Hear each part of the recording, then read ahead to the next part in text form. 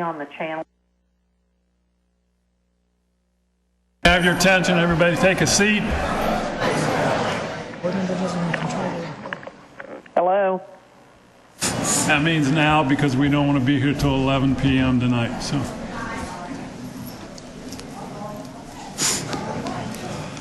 school board meeting of August 27, 2014 is now called to order. The time is 6:02 p.m. At this time, we request all cell phones and/or pagers to be turned off or put in the silent mode. Also, we ask that you please refrain from using flash photography except during the special presentation portion of the meeting. We'd like to take this opportunity to remind members of the public of the district's mission, which is to ensure that each student achieves his or her highest personal potential, and the district's vision to be a world-class school system.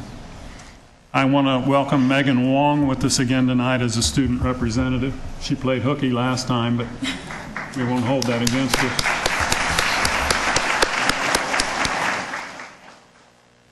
Megan is a senior at Lehigh Senior High School. Since her freshman year, she's been enrolled in the school's Cambridge and dual enrollment programs. She currently has a 5.81 GPA. Not only is she active in academics, she's also president of the Lehigh Senior High School Key Club and is entering her second year as student body president. In her free time, she enjoys helping out her community and meeting new people. Megan is very excited for her senior year and plans on attending the University of Florida in the future. Nice to have you here, Megan. Mrs. Dozier is, I think, on the phone. Hello? We hear you. This evening's agenda includes the following: the invocation, which will be delivered by Mr. Armstrong, presentation of colors and Pledge of Allegiance by Ms. Fisher, 2 resolutions, public comment, consent action items, which include 1 under Executive Services, 3 under Business and Finance, 3 under Operations, 3 under Teaching and Learning, 3 Superintendent's recommendations, and 4 That sounds like a familiar phone number. Hey, Todd. Board members, is there a motion to adopt the agenda? Support. Motion by Ms. Fisher, seconded by Mr. Armstrong. Is there any items that the board would like to pull for further discussion? Not at this time, sir. You're just adopting the We don't agenda. do that now. Thank you. All right, after the special... Mr. Scott, could you please ask that they turn up the volume? I cannot hardly hear, or either I'm going to have to turn my TV on 1. They're going back into the control room now. I think you still need to vote on the motion to adopt the agenda, sir. Is there, all in favor signify by saying aye. Aye. Aye. Motion passes 4-0. Mr. Armstrong will deliver the invocation, after which Ms. Fisher will lead us in the Pledge of Allegiance. So I would ask you to all stand and remain standing until the colors are retired. Ladies and gentlemen, will you please join me in a moment of silence for our brave men and women overseas fighting for our freedom?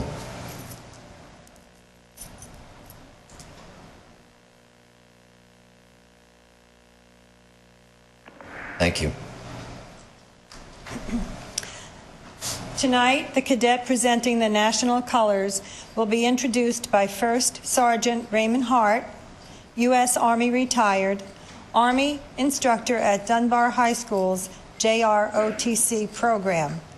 First Sergeant Hart retired from the Army after 26 years of active military service.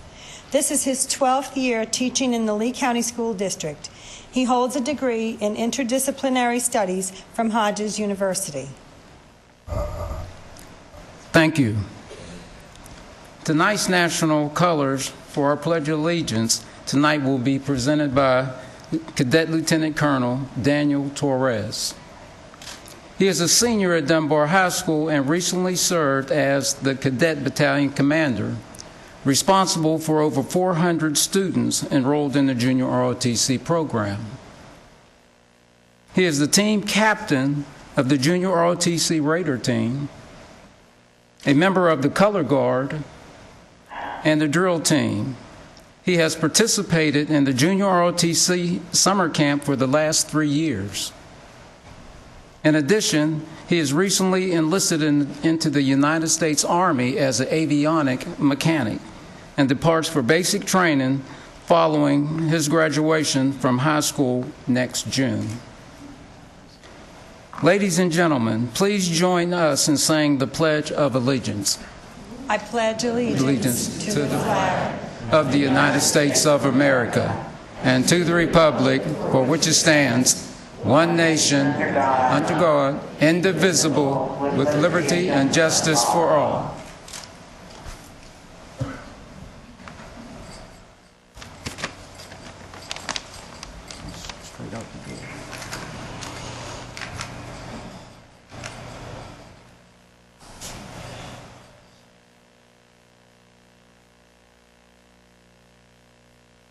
Please be seated.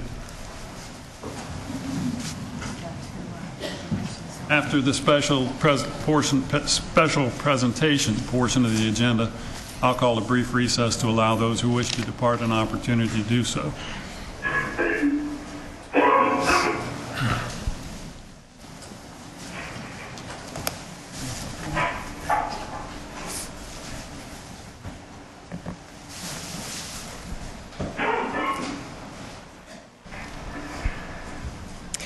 I would like to invite the following individuals to please join me at the lectern: Ms. Margaret Siriani, Ms. Stephanie Siriani, Mr. Sammy Siriani, Mr. Frank Siriani, and Mr. Dave LaRosa, principal of Fort Myers High School. During his 38 years at Fort Myers High School, Sam Siriani, better known as Coach Sam, held coaching positions in football, golf, and basketball. He served as head coach of the Green Wave team for 33 years, football team for 33 years, during which time he led the team to 20 county titles, 2 state semifinal appearances, and 3 undefeated seasons. On and off the field, Coach Sam touched the lives of thousands of students through his teaching and coaching. He educated them to realize the rewards of teamwork, fellowship, sportsmanship, communication, and physical conditioning. In 2010, the Florida High School Athletic Association honored Coach Sam posthumously by inducting him into their Athletic Hall of Fame. This was the ultimate acknowledgement of his distinguished career and lifelong achievements. Mr. Chairman, in recognition of Coach Sam's selfless dedication to his profession, I wholeheartedly move for adoption of the resolution proclaiming September 5th, 2014 as Sam Siriani Day.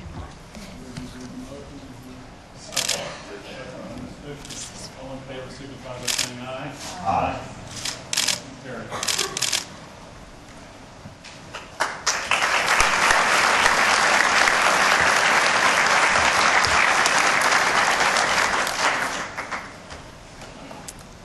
I'm so blessed this year to have both my children here.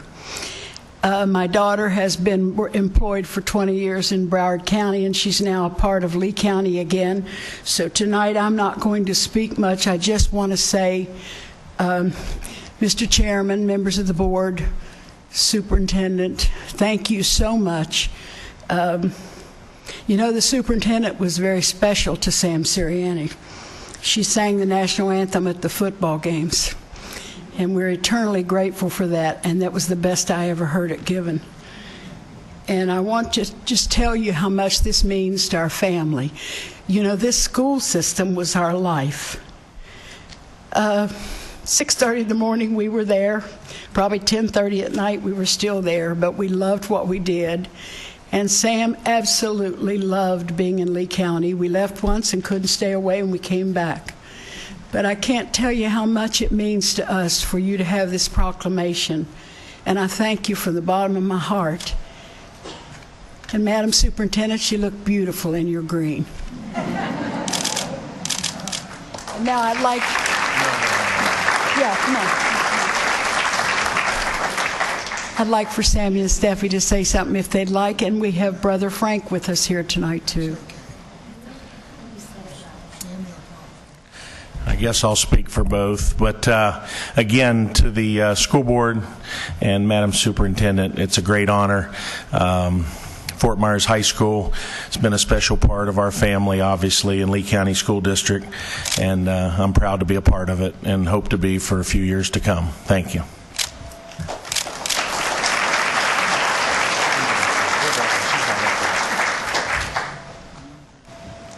Mr. Rosa?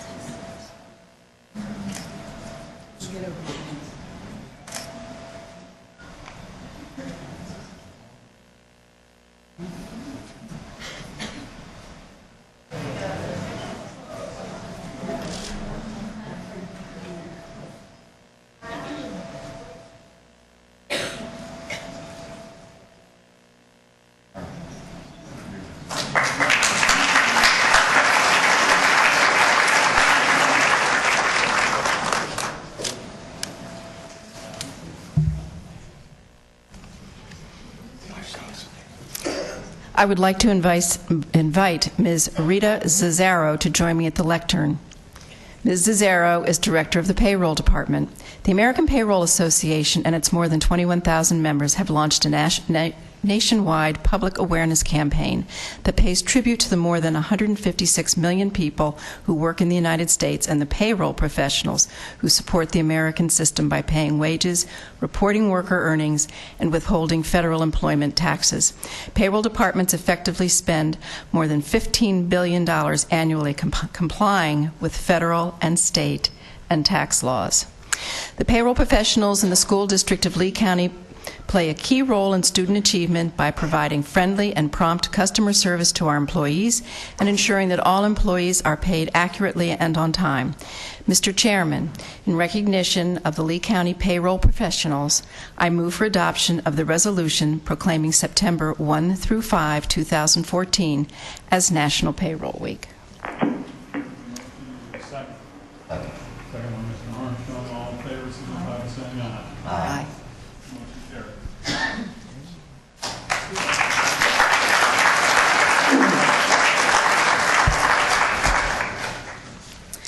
Good evening. I would like to thank the board and Dr. Graham for recognizing the payroll profession this evening. Payroll professionals work very hard every day to ensure accurate and timely pay to every employee throughout the country and in the school district of Lee County. The payroll staff here is very professional, knowledgeable, courteous, and we work hard daily to always be customer focused to our employees. It is one of the best departments that I have had the privilege to work with.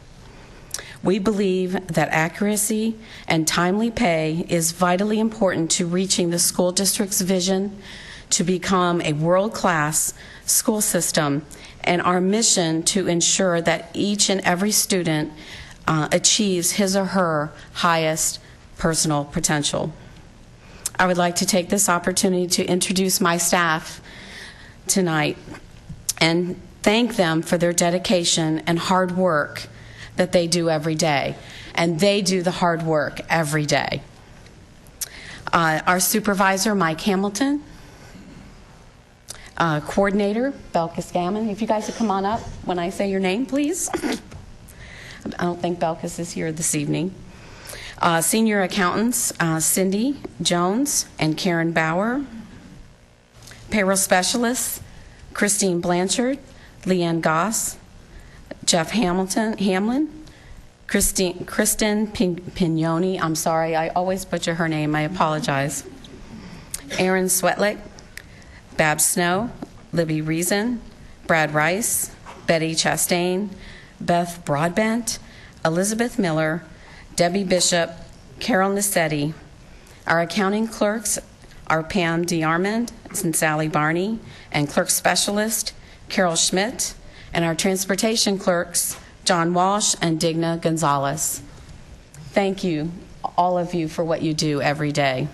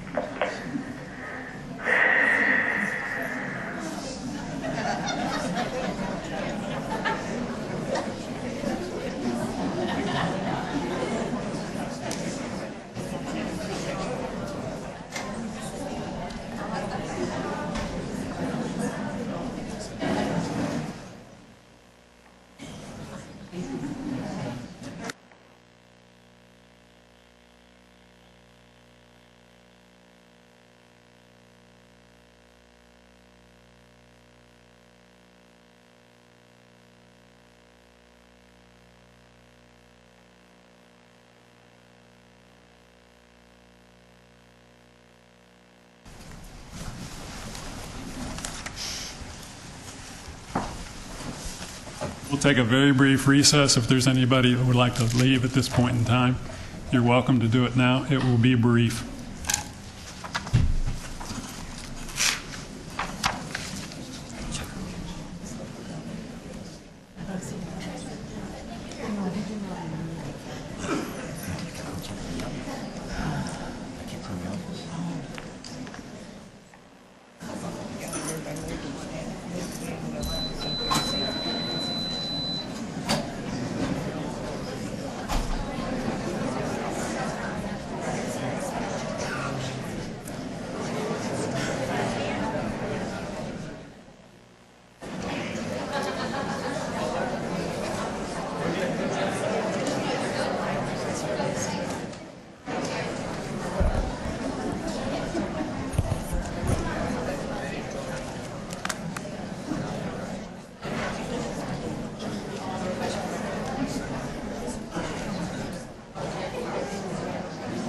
Okay, we'll move back to the agenda.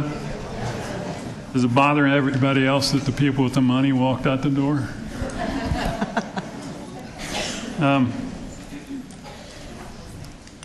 Well, the next item on the agenda is public comment. I want to preface what Mr. Martin's going to say by knowing I can tell by looking out there are a lot of passionate people about a particular subject. And I want to make sure that you understand the rules that the board has in terms of the amount of time you will have to make your points. I believe we're well over 20 cards at this point in time.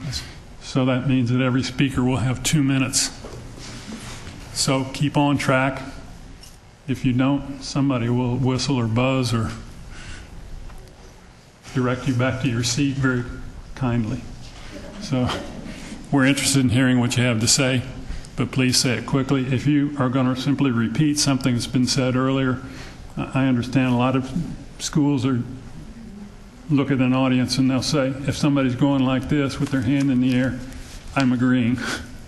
Okay? So no applause, no shouting and screaming. Just put your fingers together and let us know. Okay? So, Mr. Martin, could you please describe the item of public comment? School board policy provides the opportunity at this point in the meeting to address the board concerning any matter on this meeting's agenda or any other matter relevant to the operation of the school district. If you completed a card and submitted that to me before the meeting began, you'll be called in the order of the card submitted. If you did not submit a card but still wish to address the school board this evening, the school board chair, Mr. Scott, will give you an opportunity in a moment to express that desire. The rules concerning public comment are posted at the back of the room and include the requirement that any speaker who wishes to address the school board to endorse the purchase of a product or a service in which that speaker has a personal interest. The speaker must reveal that interest before making comment to the board. The school board does not respond during public comment time to remarks made by speakers. At the conclusion of public comment time, the school board chair may address concerns raised by speakers or may assign responsibility to the superintendent to do so. In order to ensure that each speaker has a full opportunity to address the school board this evening without disruption, we do remind you that school board policy requires that you not boo, hiss, clap, shout, or curse in response to remarks made by speakers or by the school board members. Mr. Scott, I have 22 cards this evening, so yes, at this point we're at 2 minutes per speaker. Okay. Is there anyone on the right-hand side of the auditorium who did not fill out a card and wishes to speak? Okay. May I have your names, please?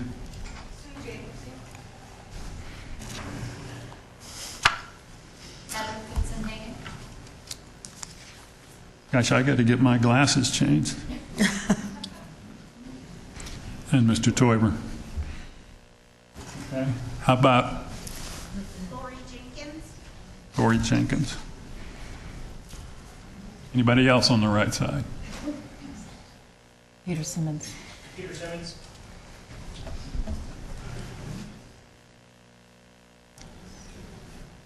Okay. Anybody else I missed? Yes. Ellen Gonzalez?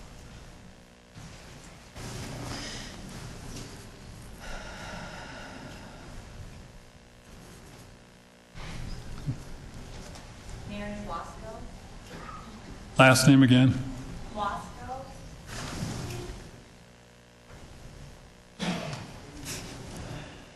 Okay. On the left side of the auditorium are people who wish to speak. We'll start down here.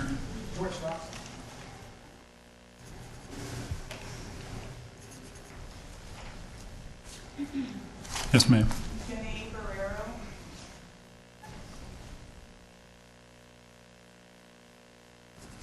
Somebody in the back, yes. Twyla Salyers, Twila-Sal-Y-E-R-A.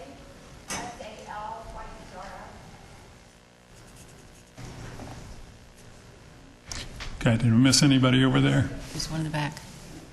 Karen Ephraim?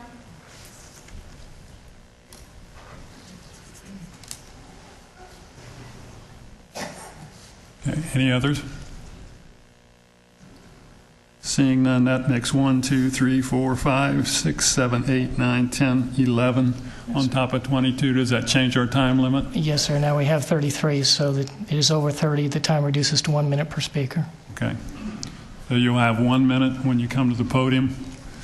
You'll watch the lights when the red light comes on. Bye-bye. Okay. All right, Mr. Martin, if you'd call the first card. Yes, sir. Due to the large number of speakers, I will call 5 cards at a time. When you hear your name called, please proceed to one of the 2 lecterns. When you hear your name called a second time, please proceed to the microphone and begin your comments. The first 5 speakers are Chris Patrica, Robert Schaefer, Julia Kay, McGuire Word, and Coral Brennan. Ms. Patrica. This is Chris Patrica. I have 3 children attending Pinewoods Elementary School in Estero. I hope that this board is not still considering opting out of standardized tests in light of the school board attorney's report on the catastrophic consequences our children will face should you choose to do so. One such consequence is that all high school students in the district will be ineligible to graduate with a standard diploma. But in the event you are still considering it, I would like to share my view of standardized testing. First, I believe that you are hearing from a small group of residents in this county. You have a petition with nearly 1,000 signatures asking you to opt out of high-stakes testing. In a school district with more than 400,000 eligible voters, that's less than 1/4% of the people you represent. It's human nature to keep quiet when things are going well, but to speak up when we don't like something. I don't think you're hearing from the people who are happy with standardized testing, as is. I believe that standardized tests give parents, teachers, administrators, school board members, and legislators the ability to measure our students' mastery of the educational standards.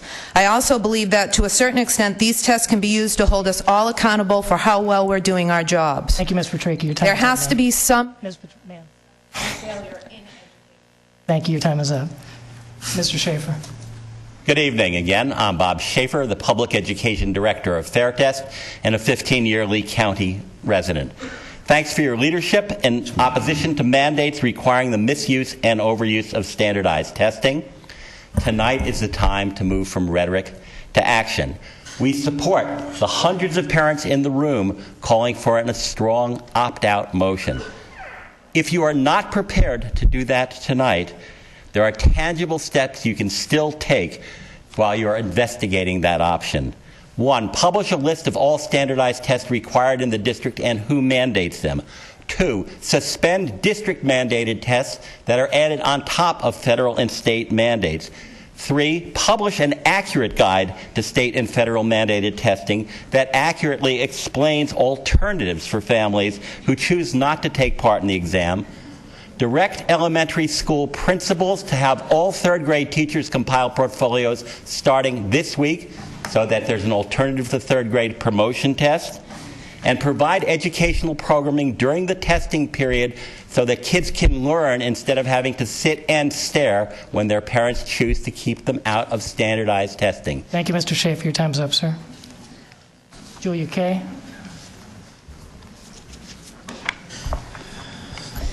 My name is Julia Kay. I'm 17 years old and I'm a senior at South Fort Myers High School. I'm addressing this speech to bring to your attention that I'm in danger of not graduating, not because my grades are bad or because I haven't met my credits. It's for a reason that puts more than half the kids enrolled in high school and even middle school in danger of not graduating. And this problem is the EOC. I have taken this test numerous times, each time only points away from passing. I consider myself a fairly good student. I pay attention, I do my homework, and usually score well on tests and quizzes. My future is now at risk because of this test. My dream in life is to go to medical school and study nursing in college. At South Fort Myers, I'm enrolled in the medical program. Now reaching my 3rd and final year in the program, my credentials for graduating are serious. But I'm not worried about passing any of my classes because that's never been a problem for me. The only thing holding not only me but so many other students back is this EOC. This girl I just met in school moved here from New Jersey over the summer. She was telling me how she wished the requirements were the same here as they were back in New Jersey. She said they don't have any graduation requirements. She didn't think she'd be getting held back from graduating until she was put in intensive math and now has to take the EOC in order to graduate. Thank you, Ms. Kay. Your time is up. McGuire Ward. I am McGuire Ward. I'm a student within this county, and I know it must be very rare for a student like me to take such an interest in their education and to appear at one of these meetings. Don't be shocked, though. But do know that many of us, we may not take the time to regularly appear at meetings, but do know we sure do complain about it between the bells. When I ran for senior class president, I ran a campaign based on improving the learning environment for my student body, accompanied with getting things done and listening to people's concerns. There was one concern that I heard all too often, so much that it made me so touched that I decided enough was enough. I needed to take action. That concern was about high-stakes testing. Many students told me how aggravated they were that they had to waste time on pointless testing that actually deprived them of time studying subjects they cared about. I understood this anger as myself never got the time to study the Cold War because of these tests. The Cold War, one of the most greatest points in our history that has currently led up to the geopolitical decisions of our century, ignored for a meaningless test. For the past decade, the United States has been mocked internationally for its slow educational performance and lack of skill set by its students. Thank you, Mr. Ward. Your time's up, sir. Speakers 6 through 10 are Tess Brennan, David Stokes, Chris Quackenbush, Matt Worley, and Rick Stevens. Coral Brennan next. The first time I took the test, I failed. The second time I took it, I was in the top 3%. When I failed it, the computer told me I could not read, and I believed it and went home and told my mom I could not read. My mom says tests are important to see what we have learned, but if I cannot see what I missed, how can I learn? Thank you.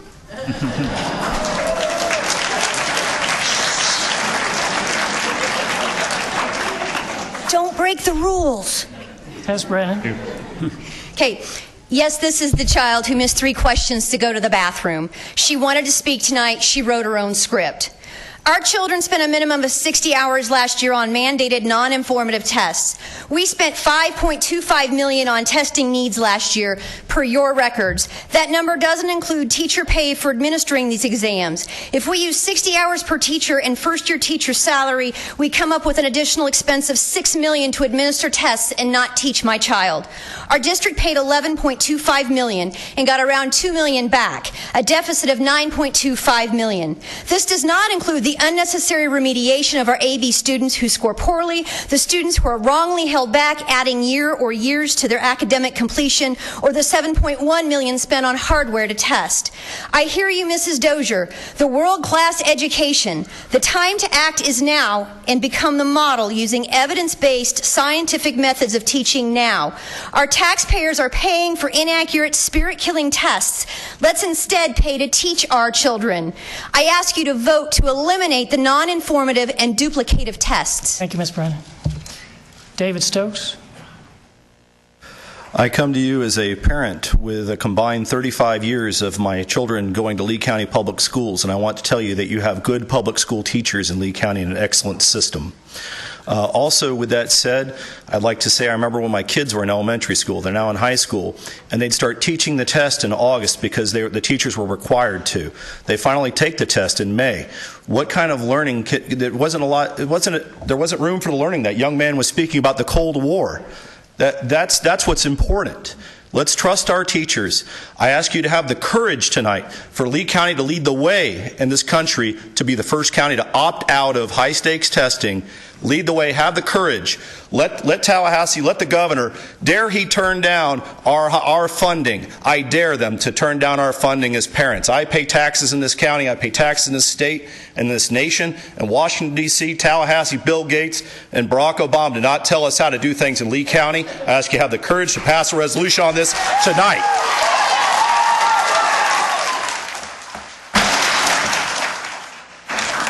I think we're getting the message with the hands. Ms. Quackenbush. Wow. I'm Chris Quackenbush. We applaud you, and we're so proud of our board members for bringing this question up. It was hard to do, and we want to support you in stopping high-stakes, redundant testing or any test which does not directly help the student or teacher to identify and guide their individual progress. The rest is wasted time. There are hundreds and hundreds of high-stakes tests on our list this year. I have a thick page, a thick folio full of them. Most are not to help the children learn, we've heard, as results arrive long after school ends. But they're only used in an obsessive and destructive drive to micromanage the classroom. The state has said these new tests are so experimental, it's unfair to use them to judge the teachers, schools, and districts this year. But they plan to use our children as guinea pigs and apply life-changing consequences for our children. This is irresponsible. In our data-driven society, we've forgotten our mission has nothing to do with data. Our district says it's to ensure that each student achieves his or her highest potential. Thank you, Ms. Quackenbush. Time is up. Matt Worley. I understand that you guys are worried about losing funding, but not only do you have the overwhelming support of the people to do away with these tests, but it's not very often that a local school board has the chance to change the face of a nation. If you guys have the courage to stand up and do this, you will cause a chain reaction that goes all the way across this country, not only killing high-stake testing, but ultimately killing Common Core itself.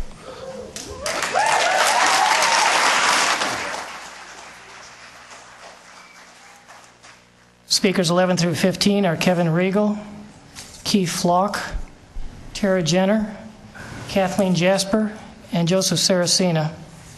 Mr. Stevens. Pastor Stevens.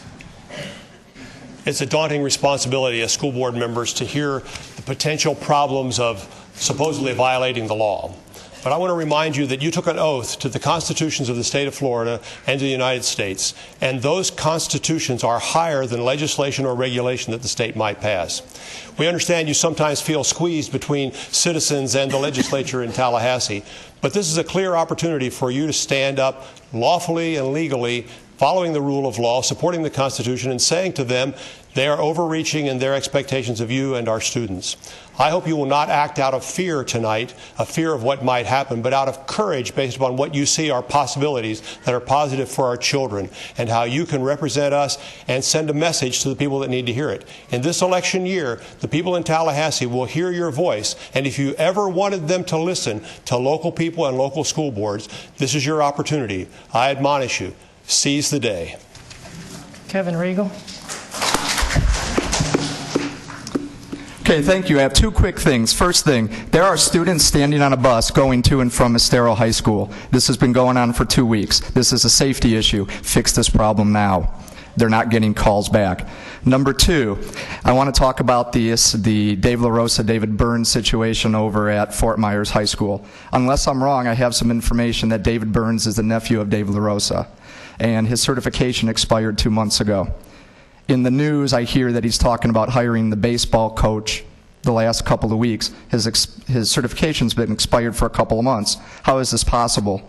If this is true, why is an uncle hiring a nephew? And furthermore, why are we going 2 months without an athletic director? If this is the case, this nepotism stinks, and it needs to be fixed. On another scenario, why is there favoritism here? No one else would be able to, for a couple of months, go ahead and hold on to their job or have this go on like this. This needs to be fixed and handled, and I'll come back at the next board meeting and see what you do about it. Thank you. Keith Flock. Keith Flaw, veteran, retired IBM exec, and one of the leaders of Florida Citizens Alliance, which is over 5,000 supporters, 54 grassroots groups, and well over 100 activist leaders, many of here tonight. A recent Gallup poll said that 60% of the folks in the country are opposed to Common Core. We have met with over 40 legislators in the last 45 days. We urge you to opt out and make this first effort to protect our students. I would like to issue you a challenge. I can't give you one because you can't accept it from me, but I urge you to read The Story Killer. The problem is not just opting out of testing, it's the material that's being taught. Read The Story Killer and then hold town hall meetings with your constituents. Thank you. Tara Jenner. I'm a concerned parent. I have given my full comments in writing to the Secretary. The authority of the government is derived from the consent of the governed. Civil disobedience historically has been an effective means of changing laws and protecting liberties and rights. There are times when law and justice do not coincide, and that to obey the law may be nothing short of an abdication of ethical responsibility. It is my opinion that this time has arisen, and as such, I support the board in opting out of duplicative tests. Doing so will restore local control of public education and will conform with the constitutional mandates on education as dictated by your oaths of office. The tests do not in and of themselves result in constitutional compliance, as they do not directly help our students or teachers identify and guide the students' progress. The tests, however, cost large sums of tax dollars to administer, significantly decrease the number of instructional hours in the school years, negatively impact the education afforded our children, and perpetuate a top-down educational system. We must return control to the local schools and the parents under home rule. And doing. Thank you. Your time is up. Kathleen Jasper. All of us here tonight are asking all of you to be educational leaders and not blindly follow bad education policy, whether it's from the state or the federal government. We all talk about how bad these tests are. As an administrator, we used to talk about it in the hallways. This is crazy. We can't keep this up. It's unsustainable. They're failing our kids. Yet we still impose that policy on students and teachers. We're asking you to redefine what success is. Is it one measure, or is it a body of work that a teacher has looked over and assessed trust with our students. We're not anti-assessment. We want to see formative assessments come back into the classroom and replace the summative assessments that are punitive. And if you decide not to opt out, please do not stand in our way when we say that we are going to be opting out of these tests, that we will be boycotting these tests as an informed community and exercising our civil disobedience. Do not stand in our way. Do not intimidate us, please. But we ask you to show educational leadership today and not blindly follow bad policy.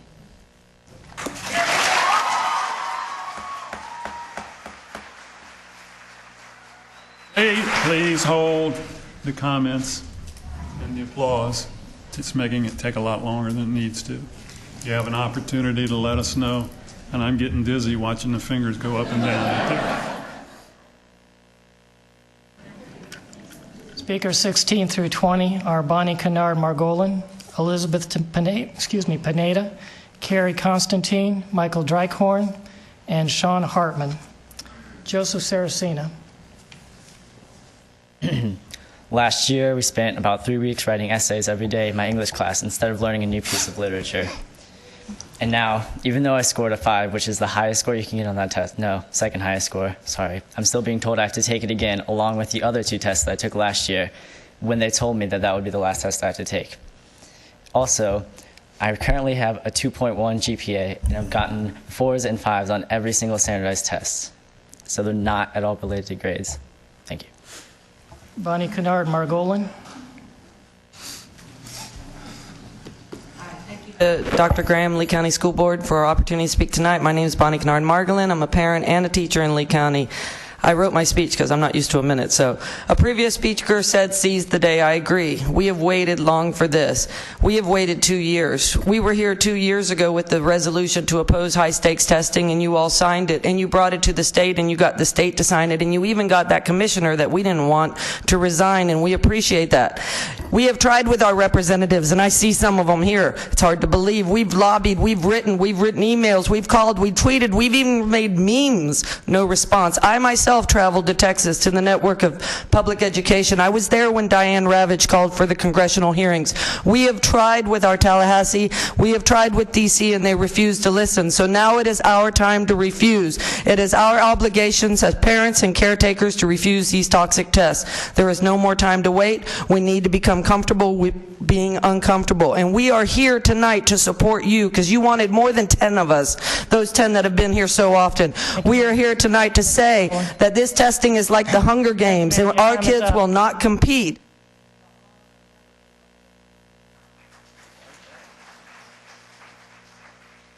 Elizabeth Pineda. Elizabeth Pineda. Carrie Constantine. Dear School Board, with high-stakes testing, we are putting unnecessary pressure on very young children. The entire school year centers around passing a 40-question subject-based test, and by teaching to a test, we are taking the fun and spontaneity out of learning. We need standards and units of measurements for schools, teachers, and students, but we need to look at many factors in determining proficiency and progress instead of just one. Please help us jump off this over-testing, Common Core, or Florida Standards bandwagon and take back control of our school system without a big profit corporation like Pearson calling the shots and making decisions for our students. We can't control what's happening in Tallahassee, but we have elected our local school board. Let's be an example for other school districts in the state who want to take back education on a local level. I'm trusting you'll do the right thing and opt our children out of high-stakes testing, even if it means some sort of consequence from the state. Enough is enough. Parents don't want these tests, and they're doing more harm than good to our students. Thanks in advance for representing our students and our teachers. Michael Drykhorn. Good evening, and thank you for your service in our school board.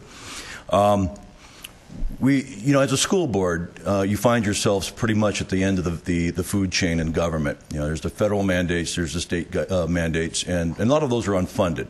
And a lot of those are the result of bureaucrats making decisions on behalf of the people, unelected officials. What I want to say here this evening is you've already heard about the qualitative aspects of Common Core high-stakes testing. I don't need to add to that. But what I want to add to that is to reinforce that we are your wingmen. You have the courage within you to stand up to do what's right by the citizens of Lee County, and we will stand behind you to the nth degree. Now, to the root cause of the issue, Common Core and what have you is not being legislated down other than SB 1076 last year. It comes through terms and conditions on a contract accepting federal money. You're about to talk about an FDA grant this evening.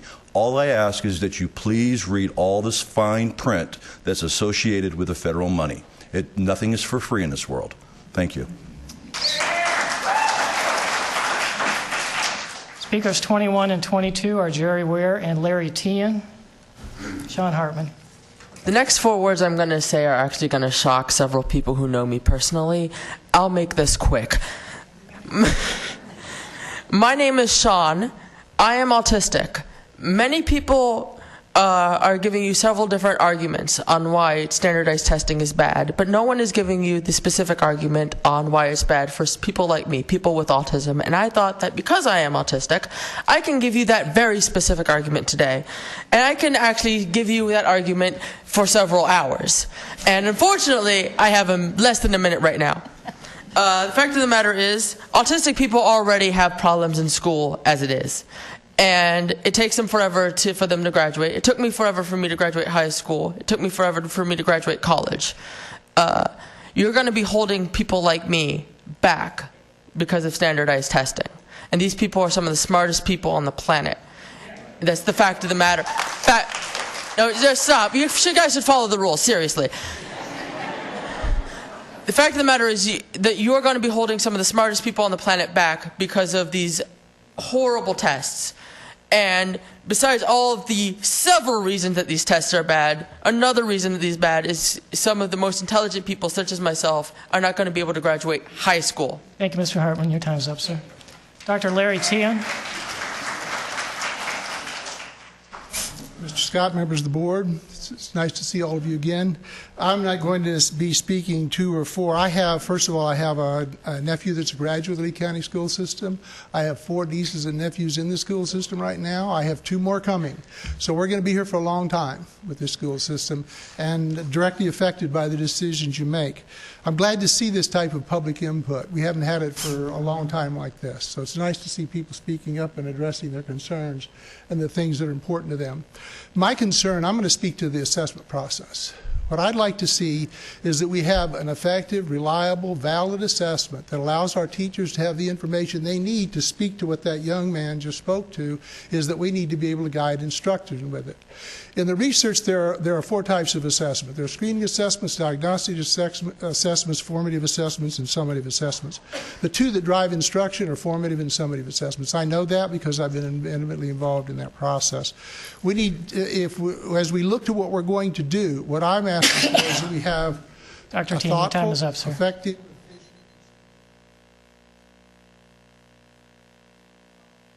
Dr. Tian, your time's up, sir. Thank you.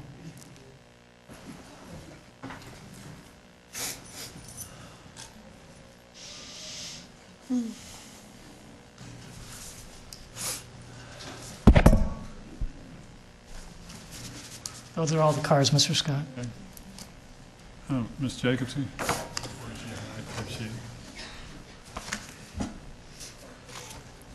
Hi, my name is Sue Jacobsy. I'm a parent of a graduate of Lee County School, I can say. It's been a long time. I've been coming here a long time, since she was in kindergarten at Edison Park. And I've said this before, and I absolutely mean it. I am so glad she graduated last year, because these tests, and I think we're all confused. I think a big problem are the end-of-year tests. A big problem are the CCE tests. They're taking our teachers. They're taking our kids. I'm going to give you an anecdotal story.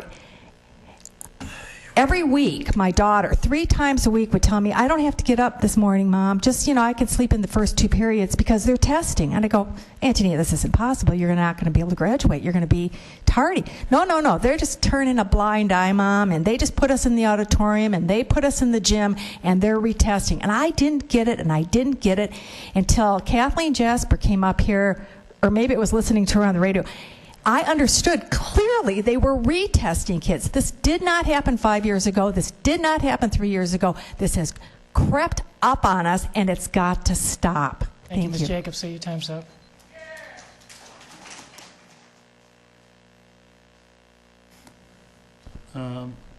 Representative Fitzenhagen.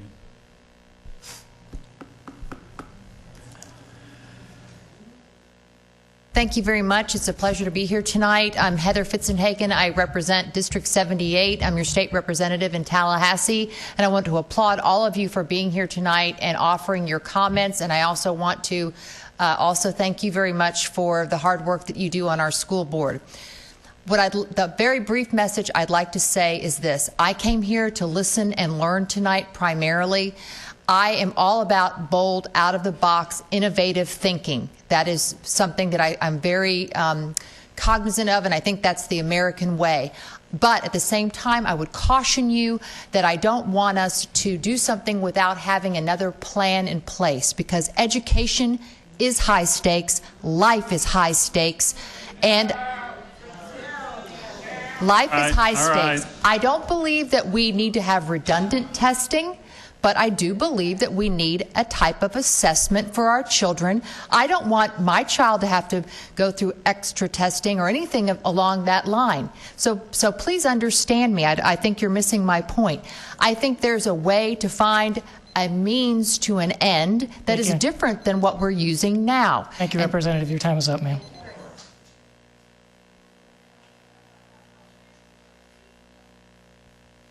Mr. Fox.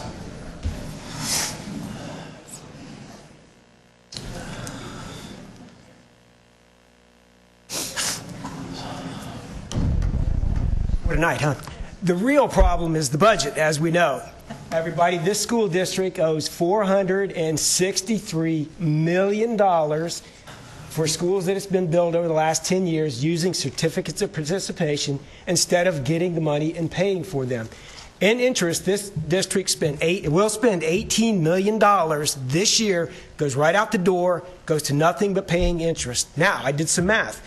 With that $18 million at $75,000 a year per teacher, you could hire 240 teachers. Each high school and each middle school could get 5 additional math teachers, 5 additional English teachers. That would allow each classroom to go from 27 people to 30 down to 20, 21, a much better ratio. Each child and each teacher will have it much better, a lot more personal attention, and that is what will improve grades. And when the English and the math improves, every other class will improve. Thank you, Mr. Fox. Your time is up, sir.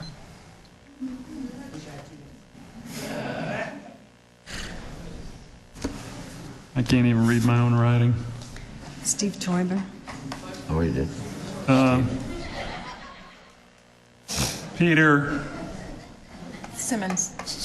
Peter Simmons.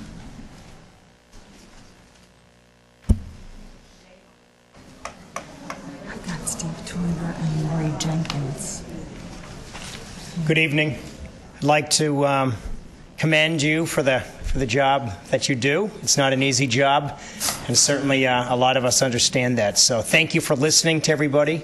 Thank you for taking thoughts and considerations in your decision-making process. I'm here this evening representing Congressman Kurt Clausen. He's sorry that he was not able to be here tonight, but I will bring him this information that I've heard. Anything that you want to share that might be written, I will certainly share that with him. I will see him tomorrow. I would encourage all of you, anybody that might hear this, to get in touch with Congressman Clausen. They can do that a number of different ways. They can visit clausen.house.gov, CLAWSON.house.gov. They can call the office in Cape Coral, 239-573-5837, or the office in Naples, 239-252-6225. And as Representative Fitzenhagen stated, here to listen and learn. Thank you. Mr. Toiber.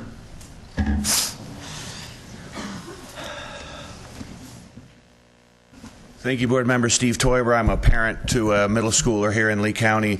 You've heard from the audience. You've got some direction. What I ask that you do now is formulate a plan. Formulate a plan on how we can opt out. Don't just say you're going to, but figure out. You've had some very intelligent people give you some very good ideas. Form the committee. Embrace this community. You have people here that spent countless hours doing the research to enable us to do it, and do it in a very efficient and straightforward way to allow us to send a message. We can still be the leaders and be the cutting edge and do it in a very precise, dictated way that you can actually lay it out for us and get these people that have given us the plans, and don't stop until we have the attention that we need. Thank you. Lori Jenkins.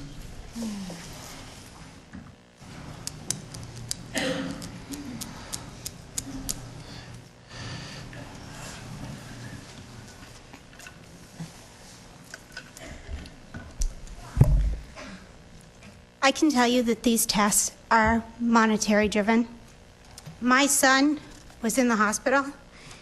He has a terminal heart condition. He was in the hospital. He had had a major cardiac arrest. He was receiving his defibrillator.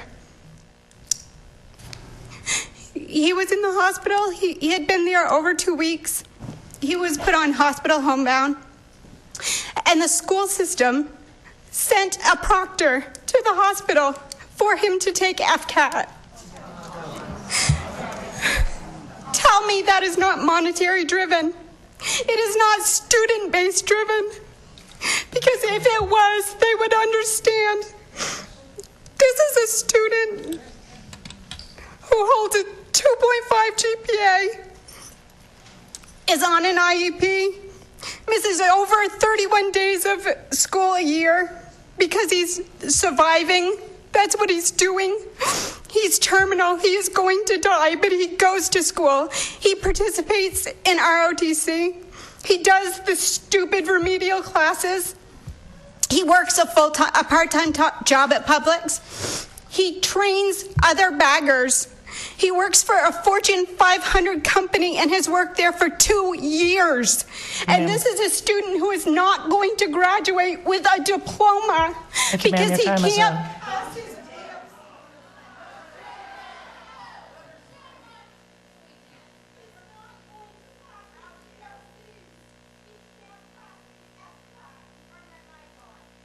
Let her speak. Everybody else has been limited to 2 minutes. We said that before you came up here, so we're going to limit it to 2 minutes. I think we all heard you loud and clear.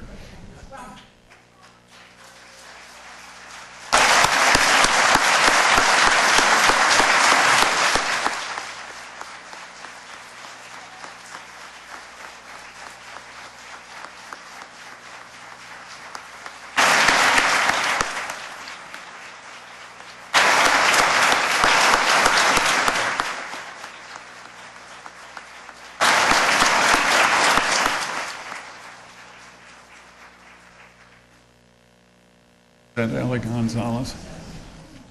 Ellie Gonzalez, please.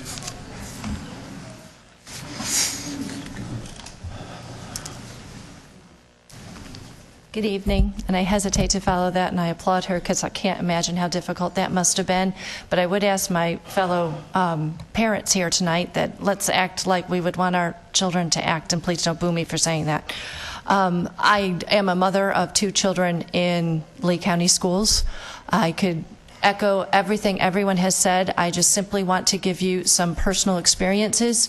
The word standardized kind of goes against everything that I would think that an exemplary school district would like to be, where we're looking at every child individually. Every child is gifted at different things. My children both carry straight A's and B's, yet they both flunk the FCATs every year.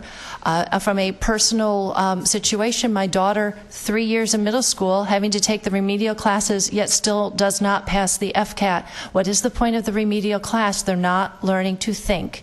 If we're looking for ways to assessment, we have report cards, we have SATs, we have ACTs, we have very different ways we can assess our students. Lastly, my 7th grade daughter came home today and said, "Mommy, I liked 6th grade. I'm stressed about 7th grade because the tests are going to be harder this year." Thank you, ma'am. Your time is up.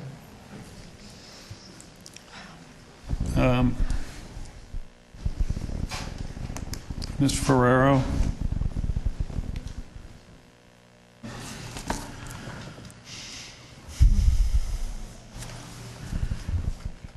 I am here today as a parent and as an 8th grade middle school teacher.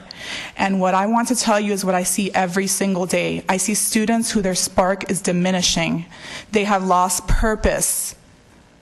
Every day I tell my students, what is your purpose? And it is difficult for me to even give them an answer. They are more than statistics. They are more than data. We need to teach our students to think outside the box. And we need to do that. So I ask that you remember our purpose and that we think about the students and ask what is their purpose as well. Thank you. Karen Ephraim.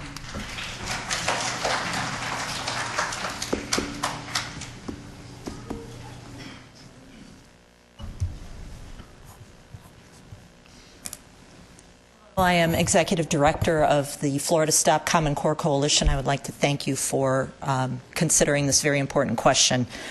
I have heard from many officials in this county and across the state that we can't opt out of testing because we have to follow the law. But my question to you is, which law?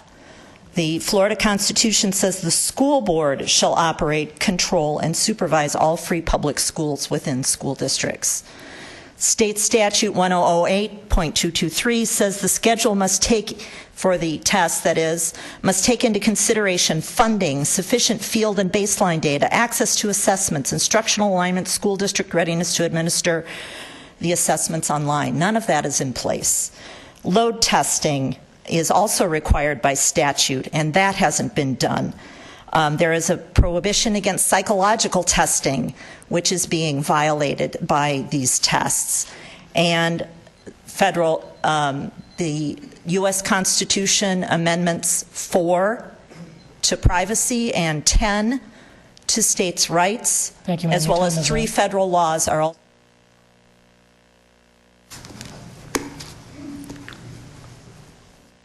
Mary Walkill.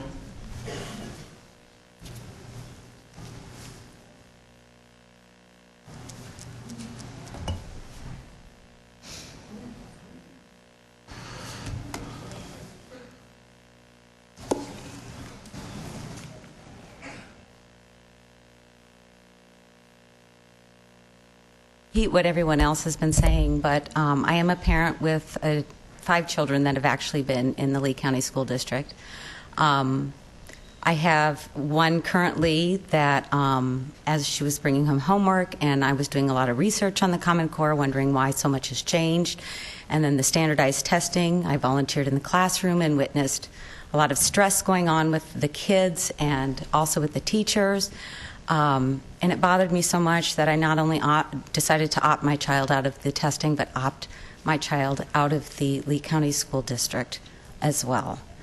And I can honestly say that I probably maybe know 2 people in this room, and yet I've spoken to so many parents who couldn't come here or couldn't be here, but are thinking of a lot of the same decision that I had made. It was like, you know, to please give a lot of thought to this. It means a lot to us as parents. It's the future of our children.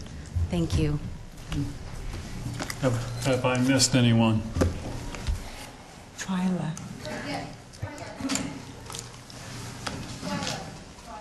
Oh, I'm sorry. Where? Yeah. Twyla Salyers. I had her down there, but I thought we'd already had her.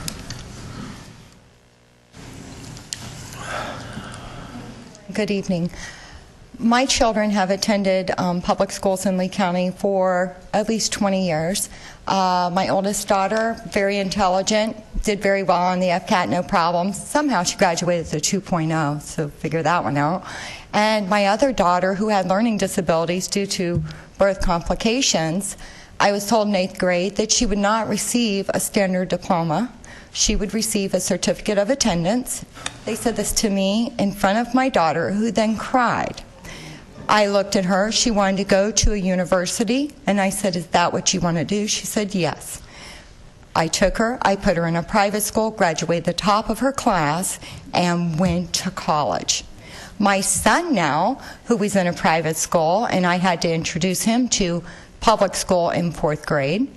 He was above average in his reading and math on their standard testing, which is national standardized testing. Now he's scoring a 2 on his FCAT. And that's only because I'm sitting at home with him now, so he can get the 2, because the teachers cannot get through the curriculum. Thank you, ma'am. Your time is up. Thank you.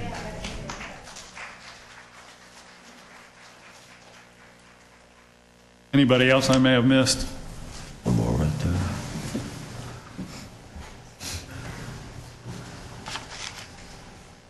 Faith Gansheimer. I don't have any children or grandchildren in school anywhere in the United States. I have a daughter who's a doctor. She didn't have Common Core. Also, the standard for testing and for assessing our children, it's called report cards. They've been around for years, and they have worked for years. And the second thing, not only follow the law, let's follow the money. The $40 for these tests, where does it go? Who gets paid? Who's printing them? Who's paying for them? Who gets the money for the printing of them? Where is the money? Follow the money.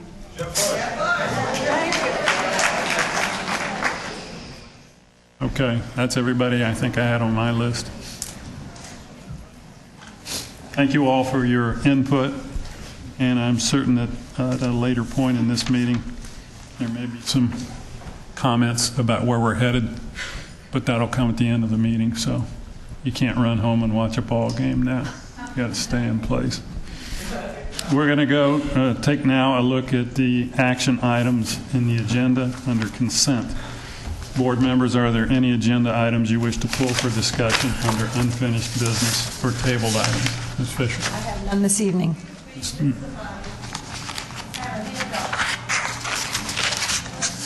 Were you here at the beginning when we called names?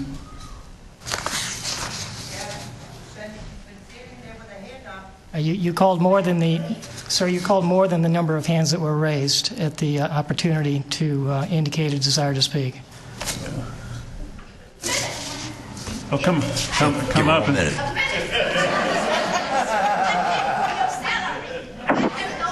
You are 30 seconds into your minute.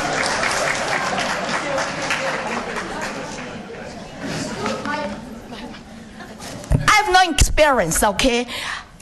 I have no kids, okay? Okay, I know school, you gotta have standard, okay? But I don't want federal government standard. I don't want Bill Gates standard. I don't want Microsoft standard, okay? I want local can control it. Listen, now people come here for school, for kids. Hardly can come here to make a time. If after that pass, we have to go to Washington, D.C. to do that. How could I take off the time? People have kids, they are young people. They don't have much money to go to waste. The money they all invest on their kids. Listen to them, please. I don't have kids. I pay every one of your salary. Okay, I even pay for the policeman's salary. Excuse me, sir. Okay, me Chinese redneck. I say it straight. I didn't mean anything. My husband called me goofy. I'm goofy all the time. But I stand up. Me, I graduated from Taiwan, the highest college. Okay? Let me tell you, the good things there, good things here. Thank you, ma'am. Your time is up. Okay? Thank you.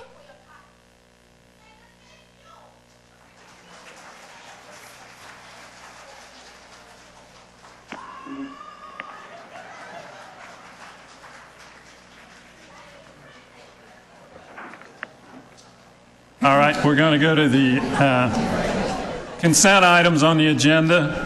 Ms. Fisher, do you have anything? I think I asked you and you had none. I have no pulls. Mrs. Morgan? Thank you.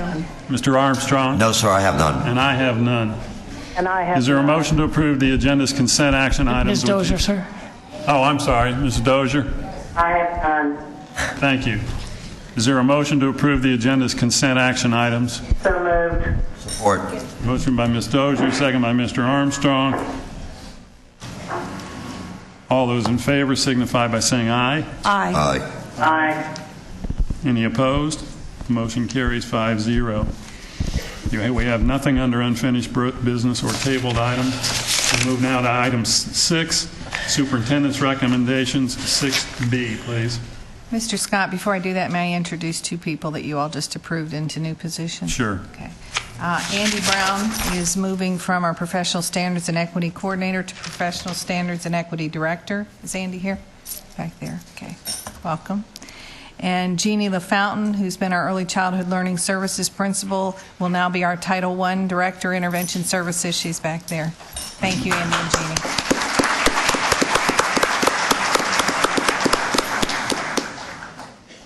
Approval of the new contract with the Lee County Sheriff's Office to support the School Resource Officer Program for the period of August 11, 2014 to August 10, 2015 at a total cost not to exceed $1,648,000. You've heard the superintendent's recommendation. Is there a motion to approve? So moved. Support. Who made that motion? I did. Ms. Fisher? Yes. Seconded by Mr. Armstrong. Any discussion? Yes. This, I've sat there and I've talked about this time and time again, how important our SRO officers are. And to me, it's something that I don't mind spending the money on when it comes to our students' safety. Because after all, who can put a price tag on a student's safety? So I'll support this 100%. Ms. Fisher? This is one of those partnerships that we referred to this afternoon when we discussed the strategic plan, and the investment is worthwhile, and we appreciate the service. I'm supporting this evening. Anybody else? All in favor signify by saying aye. Aye. Aye. Ms. Dozier? Motion carries 4-0. Approval to award bid number B147185CP for paper products to American Pride Paper and Plastic, Central Polybag Corp., Dade Paper and Bag Company, Daxwell, Interline Brands doing business as Pyramid Amson, Quill Corporation, Peninsular Paper Company, and Unisource Worldwide, Inc., as primary and secondary vendors effective for 1 year beginning August 27, 2014 through August 26, 2015, with renewal options for 2 additional 1-year periods upon the written agreement of the vendors in the district at the estimated annual expenditure of $500,000. Approval authorizes the superintendent to execute all related documents. You've heard the superintendent's recommendation. Is there a motion to approve? So moved. Motion by Ms. Fisher, second by Mrs. Morgan. Any discussion? All in favor signify by saying aye. Aye. Aye. Ms. Dozier, are you back?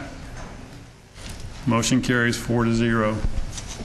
Item D, please. Approval to adopt the 2015 legislative platform for the School District of Lee County. You've heard the superintendent's recommendation.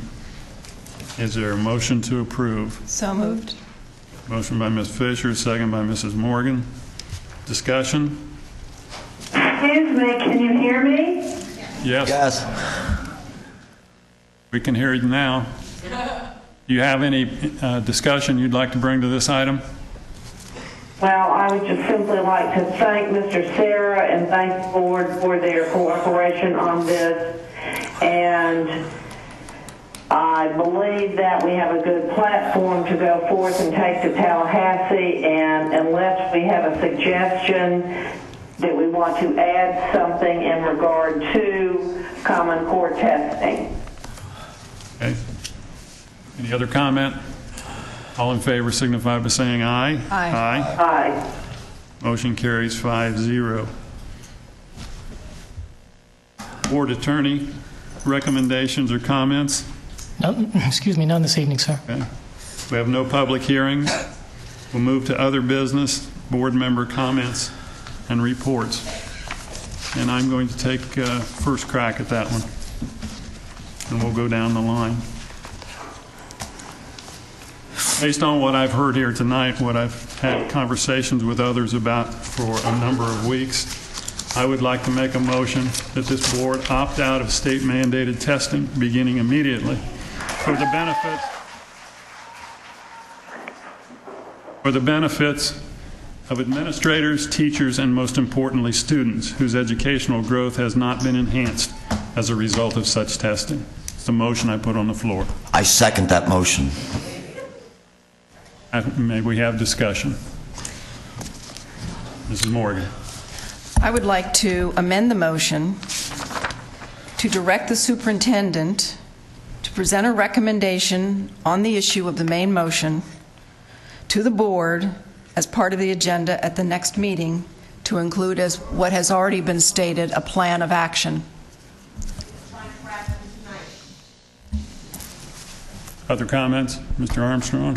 You need a second first, sir, before that can be discussed. I second it. Amendments made by Ms. Morgan, seconded by Ms. Dozier. We need to take that one up first. Yes, discussion on the proposed amendment. Yes, sir. Okay.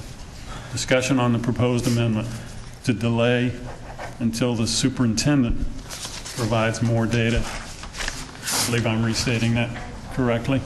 It's not about data. It's about presenting a plan of action for this board. And I believe, if I may, yes, the board and the community wants to take any kind of action. You do need to have a plan in place. And obviously, this is an issue that has been near and dear to many of our hearts. And in order to address this issue of opting out of testing, we do not want to do anything that would put district funding in jeopardy. I think everyone in the audience would agree with that. We do not want to put any student in jeopardy that could jeopardize their ability to graduate, and a plan is an absolute must.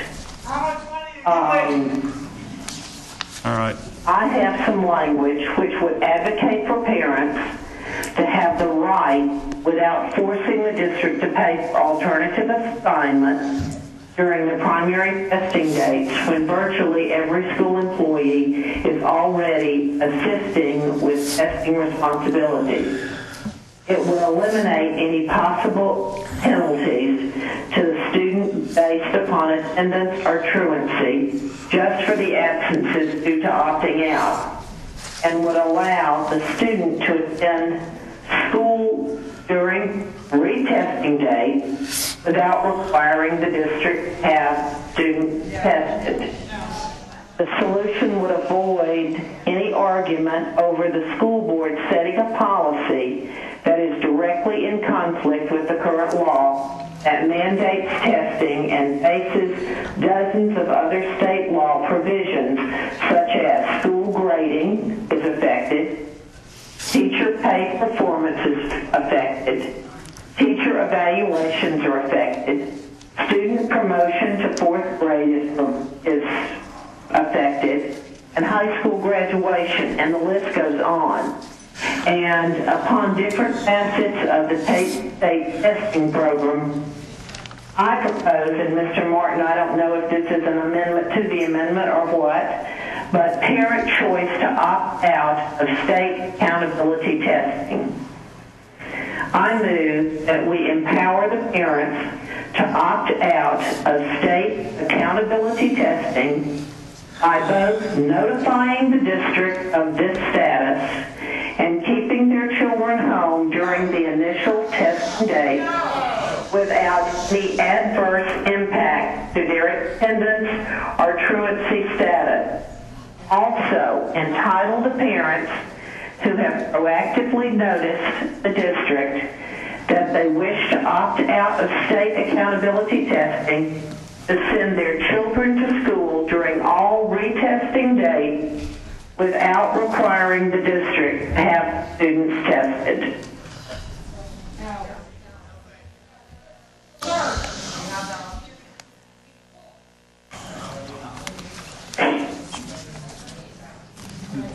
Discussion? Well, we've got to vote on amendments. Well, we've got to have seconds. Let me provide advice, if I may, sir. Of course, you have a main motion on the floor. You have a motion to amend. Now you have a motion to amend that amendment. You have not received a second for that motion to amend the amendment yet. Until you have a second, there's no grounds for discussion at this point. Is there a second to the amendment to the amendment? That motion dies for lack of a second. And you're back to discussion on the motion to amend. Ms. Morgan, can you further articulate your motion? I support Florida standards because I think it's important that our students demonstrate proficiency and progress on nationally normed, reliable, valid tests. I support accountability for students, teachers, schools, the district.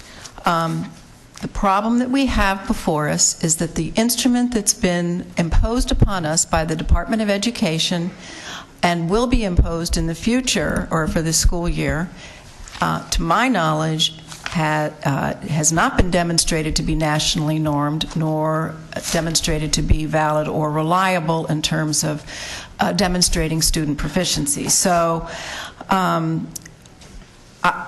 believe that as a district, if we are going to be a world-class school system, and if we are going to meet each student, or enable each student to meet their highest potential, we have to demonstrate that we are delivering a quality education that is comparable to what is being delivered everywhere else. And until we as a district have a replacement that does that for our students, I am reluctant to support opting out. Now, my amendment asks that the superintendent come back to us with a plan, which I think would have several parts. One would be a plan for this board to appeal directly to the Department of Education about the testing and say, in effect, without relief, we may be obligated to opt out, but we're not prepared to do it without a response from the Department of Education at this time. But I also think that the superintendent has to talk to us about how we will assess students, how those assessments will align with various other mandates that the state has imposed upon us, such as VAM. So I just don't think we are ready at this point to opt out because, as someone has already said, we need a plan, and that's why I have asked for the amendment, and the amendment asks that the superintendent work with us to prepare a plan. Mr. Armstrong. Yes, and I wanted to introduce my colleagues to a couple of hundred close friends of mine I brought tonight.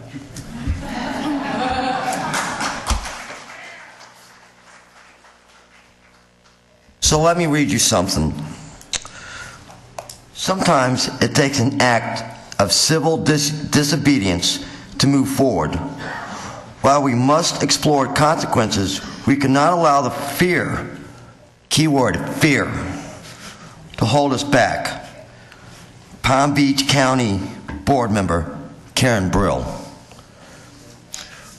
Palm Beach County, I believe it was last week, brought up what Lee County did. And when I start looking into it, there's different counties out there as well. Several was talking about doing the same thing. Somebody asked me not too long ago, can you give me a reason why you're doing this? No, I can't give you a reason. I can give you 87,000 reasons. We talk about, what are we going to do to subsidize this test? I have teachers here. I have a superintendent here. I have very, very intelligent people who can formulate the test for us, what we need. They know where these students need to be.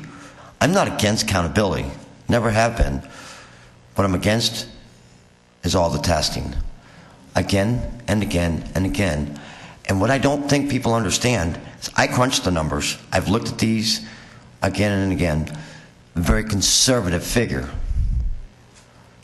It cost this district $11.2 million, and that is conservative. If I was going to dive into this a little deeper, we would probably be spending around $20 million.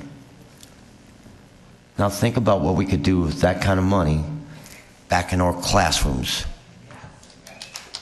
So, can we develop our own test in time for the end of the year? Yeah, I think we can. We have the capability. We have the people. In 4 years that I've come to this board, or I've been on the board, and the year prior to that, I don't remember seeing this many people engaged. we wanted people to be engaged in this school district. Well, we got them. They're here. They're not going nowhere. They want to be here for a reason. And it's time that we take the stance and take the lead, not only in this state, in this country, and we take this school district back. You know, I was in 1776, on December 16th, our forefathers stood up against the law. And that day, that was called the Boston Tea Party, and they made a statement. Well, as far as I'm concerned, we can call this high-stakes testing Tea Party. We got the Caloosahatchee River. Let's toss it in there. I'm done. We will take this county back. So, the amendment to the motion, I won't agree with. Your original motion, you have my full support. And I think a few hundred close to my friends will probably agree with me on this one.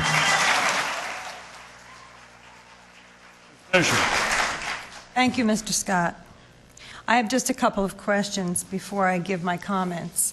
Mrs. Morgan, are you proposing a time certain on your amendment to the motion? Sure. And what would that be? Let's say, Superintendent Graham, what would you suggest? You understand. I think it's unrealistic to expect a plan to replace everything that's tied to testing right now in 2 weeks. Okay. That's my initial response to that. I'm unsure it's realistic to do in 2 months, but you all will decide the timing of it. But to have it by the next board meeting is unrealistic.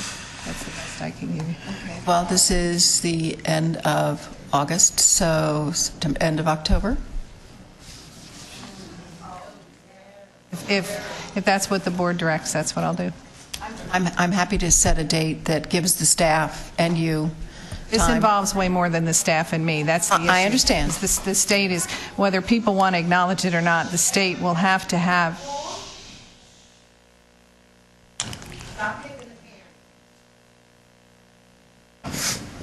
The state will have some say about, because they'll have to accept the plan for our children to not be hurt. So the variable for me that's most questionable is how long it will take for them to respond. Well, I think we have to give them a deadline. I mean, they don't give us much of an option to say yay or nay when it comes to their work. So I'm perfectly happy to say the second meeting in October, just rephrase my amendment to say postpone or. Understand this puts teachers in more limbo than they are right now, as far as knowing what we're going to be using. So, if they're... excuse me, Mr. Martin? Excuse me, Mr. Scott? Yes. Not finished yet. Yes. I'm hearing everything delayed, so I apologize.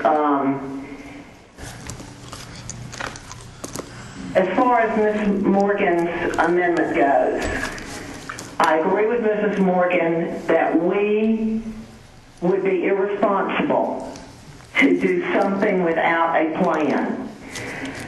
I agree with every parent in the room. I think that the testing that we have now is not in the best interest of students. It's not that I do not agree with the parents. Please do not think that. However, we cannot work without a plan. We cannot. That would be irresponsible. That is not why we are elected to sit in those positions and make decisions. Board members, all of you, I urge you, let's not make a knee-jerk decision tonight, because this is something, as I said before, I was at the Glenn Beck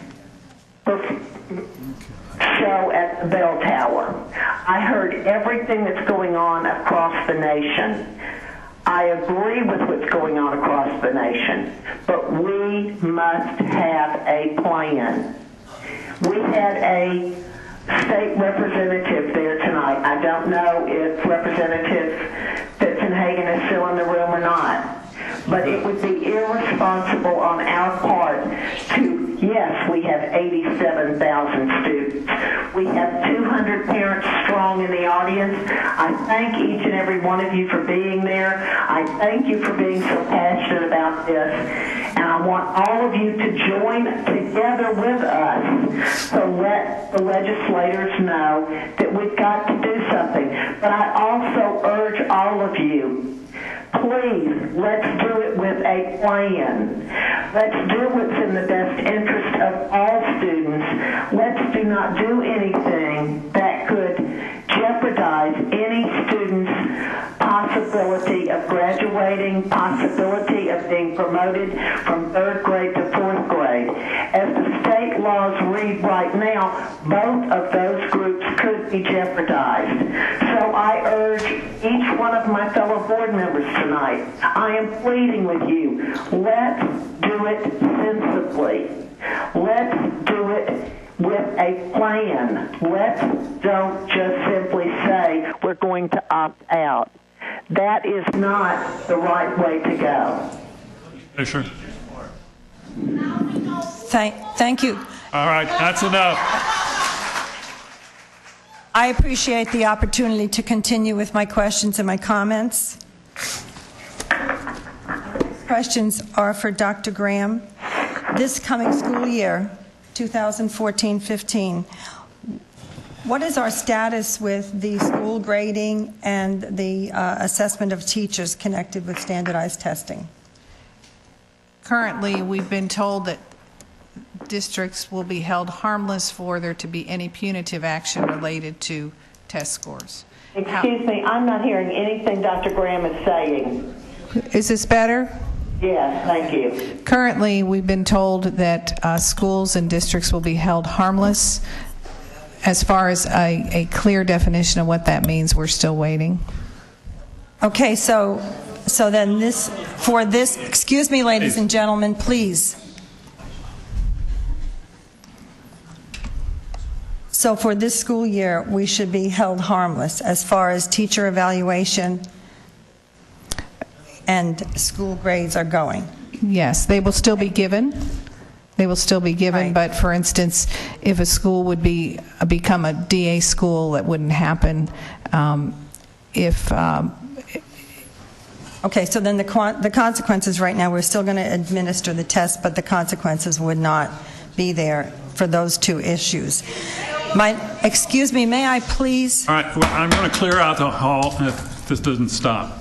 We're trying to have a discussion up here about something very critically important to all of you and under great consideration by 5 people.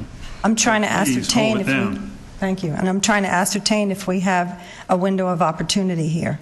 So please bear with me. Ms. Fisher, yes. the held harmless, Mr. Martin just clarified again, it's the school grade and it's the turnaround schools. That's the verification we've got. Only At for this those. point, that's what we've been told. Okay. Okay. And nothing regarding teacher evaluations? Not. Okay.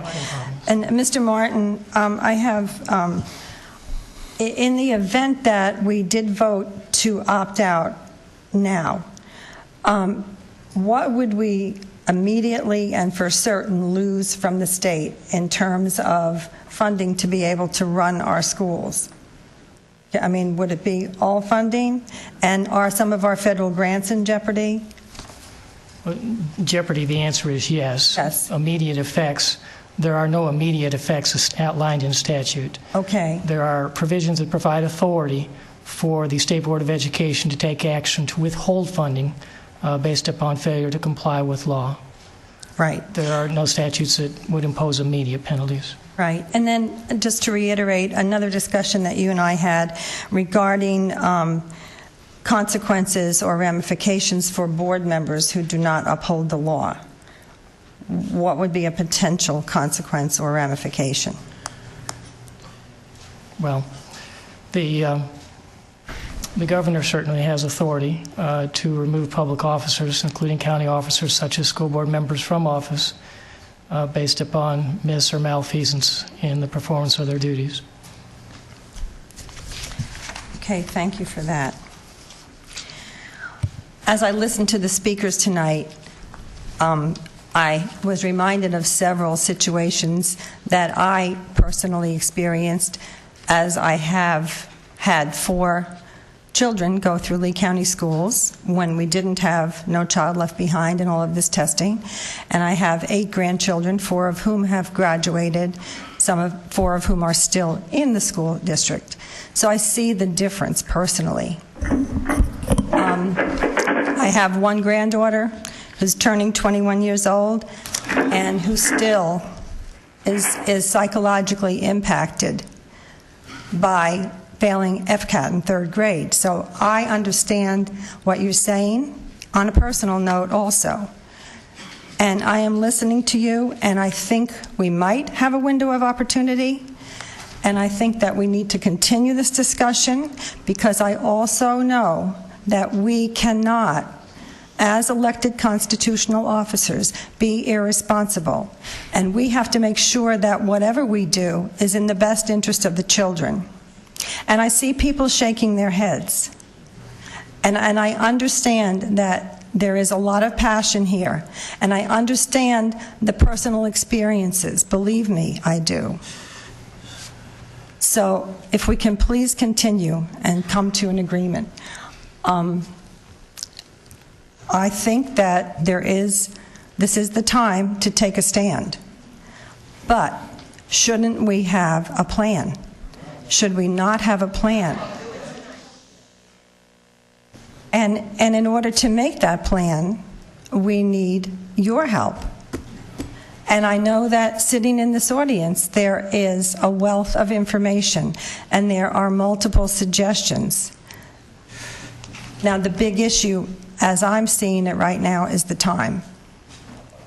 That you're feeling we don't have a month or 2.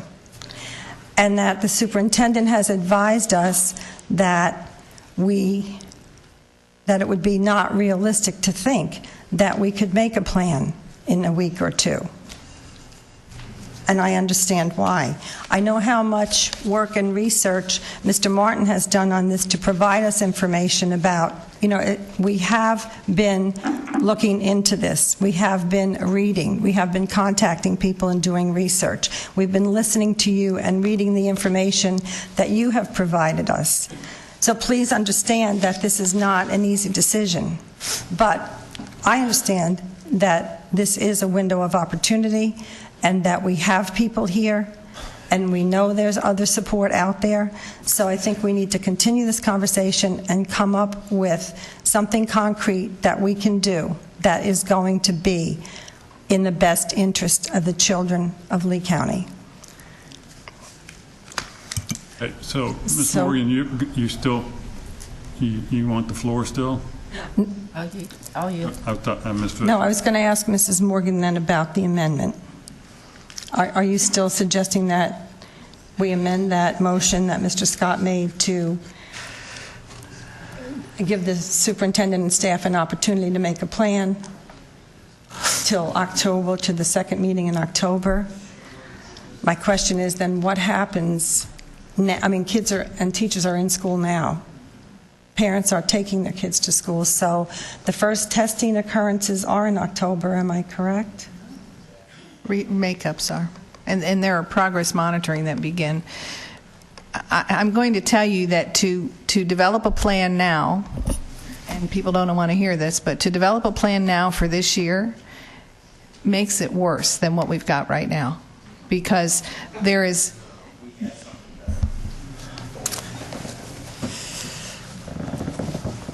While we know very little about the air test, we would know even less about what we would create. It takes money, it takes time, it takes expertise.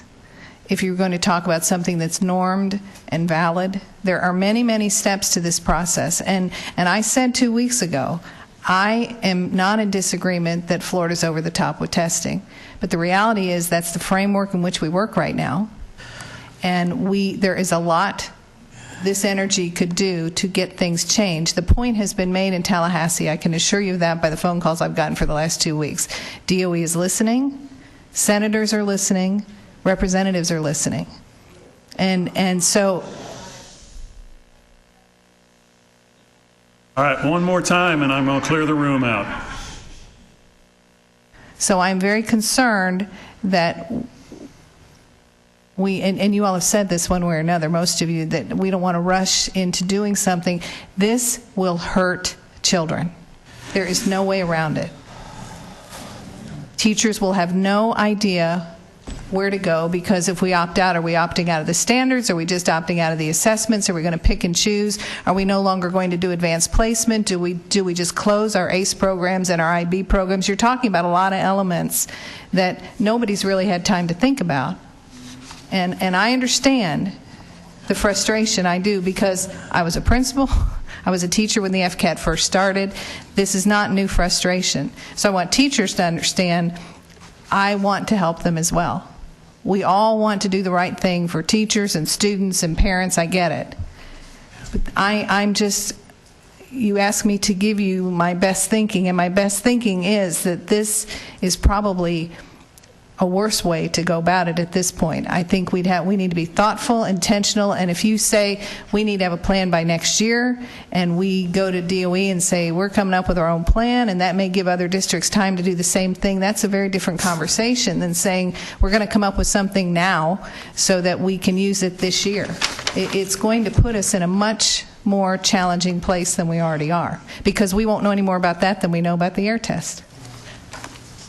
That's my thought as you all are talking. Well, I guess what I would say is we're still, in October, we would still be in a position to opt out of air and not have an assessment at all, which is what, I mean, we're asking the state not to do air, in which case there's no replacement for air, and we won't have a replacement for air. So I'm not saying that we need to have a replacement. I'm just saying that I think assessments are really important. I agree. And I think any plan that we embark on should include a conversation with the people who are directing us before we make a final decision.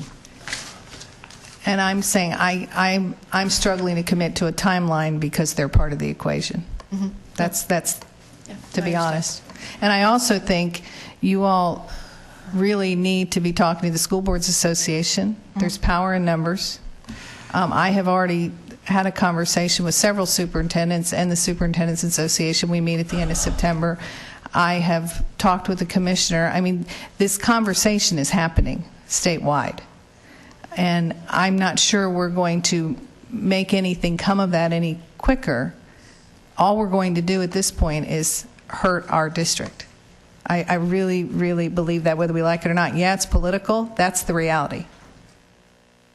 And I'm very, very concerned about us. And somebody said to me a week or so ago, are you afraid to take a risk? I've taken lots of risks in my career and in my personal life, but they've been my risks personally. They haven't been about children that now I'm responsible for. And so it concerns me to just make a rash decision. It concerns me greatly for this district. Well, I'm concerned about putting it back on the State Department of Education to make a decision, because they can't make a decision about anything. No, I'm suggesting that there be a dialogue that says we're serious, we've had enough. There has to be a better way. I don't think anybody's ever really, I think we've all complained, and groups of people have talked to legislators, and some people have gone to DOE, and I think there have been pockets of conversation. I don't think there's been anything really this organized.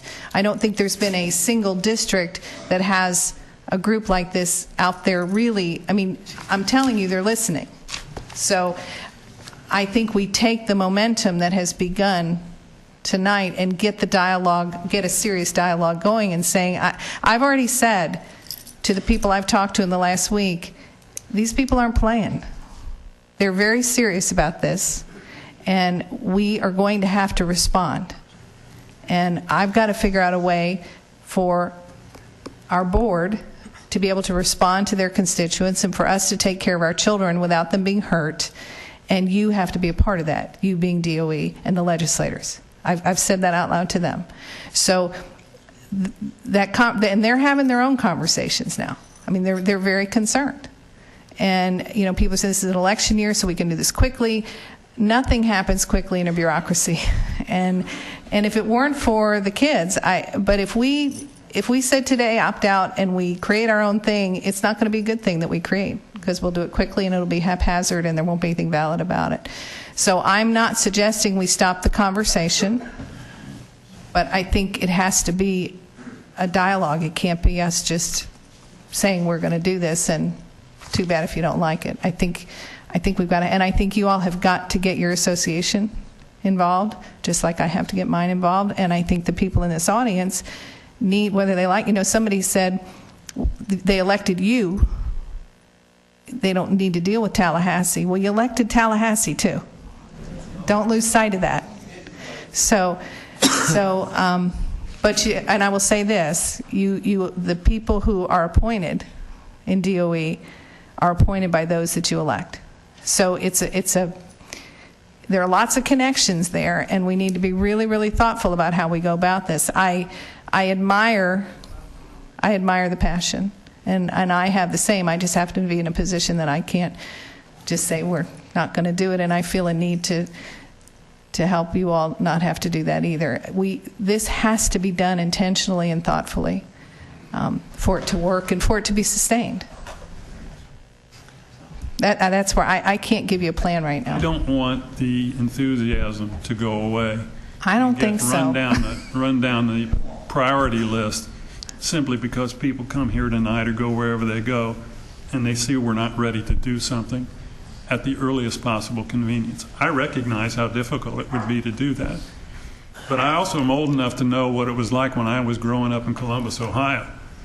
And we didn't take tests until there was no tomorrow. And some of us made it out and did all right. Well, and let me, and I understand, and if this board directs me, don't let this conversation die, it's not going to die. But let me just say this, and nobody wants to hear this, I understand. However, Florida's ranking in education has escalated since we started our accountability system. And when we were in school, we weren't competing globally. We weren't. And our kids are now. Well, you're much older than I am. Well, that's true. That's true. I forgot that part. Sorry. But, you know, Florida's the only state in 2013 that did anything to narrow the achievement gap between black and white. And it is I'm going to say 4th or 5th in the nation as far as Hispanic students and their education level. We are making strides. The graduation rate's gone up, so as much as we may not like all the testing, there is data out there to show that the accountability system is not all bad. And I haven't heard anybody say that they're anti-accountability. I haven't heard that in all the comments. I think we're just tired of the amount and the time that it takes. And part of the time is, and I've explained this to a few of you, when we started EOCs, we could do the math EOC in one day. All the algebra kids took the algebra EOC. We could do it in one day like we could do the FCAT in one day. Well, then it had to be online. And that's when it started taking more than one day because the capacity to do all that we couldn't do. So there are a lot of elements, and I think this has evolved. I think that not one session of legislation put this together. One group worked on teacher performance pay, which we all know there's no research to say that's a good thing.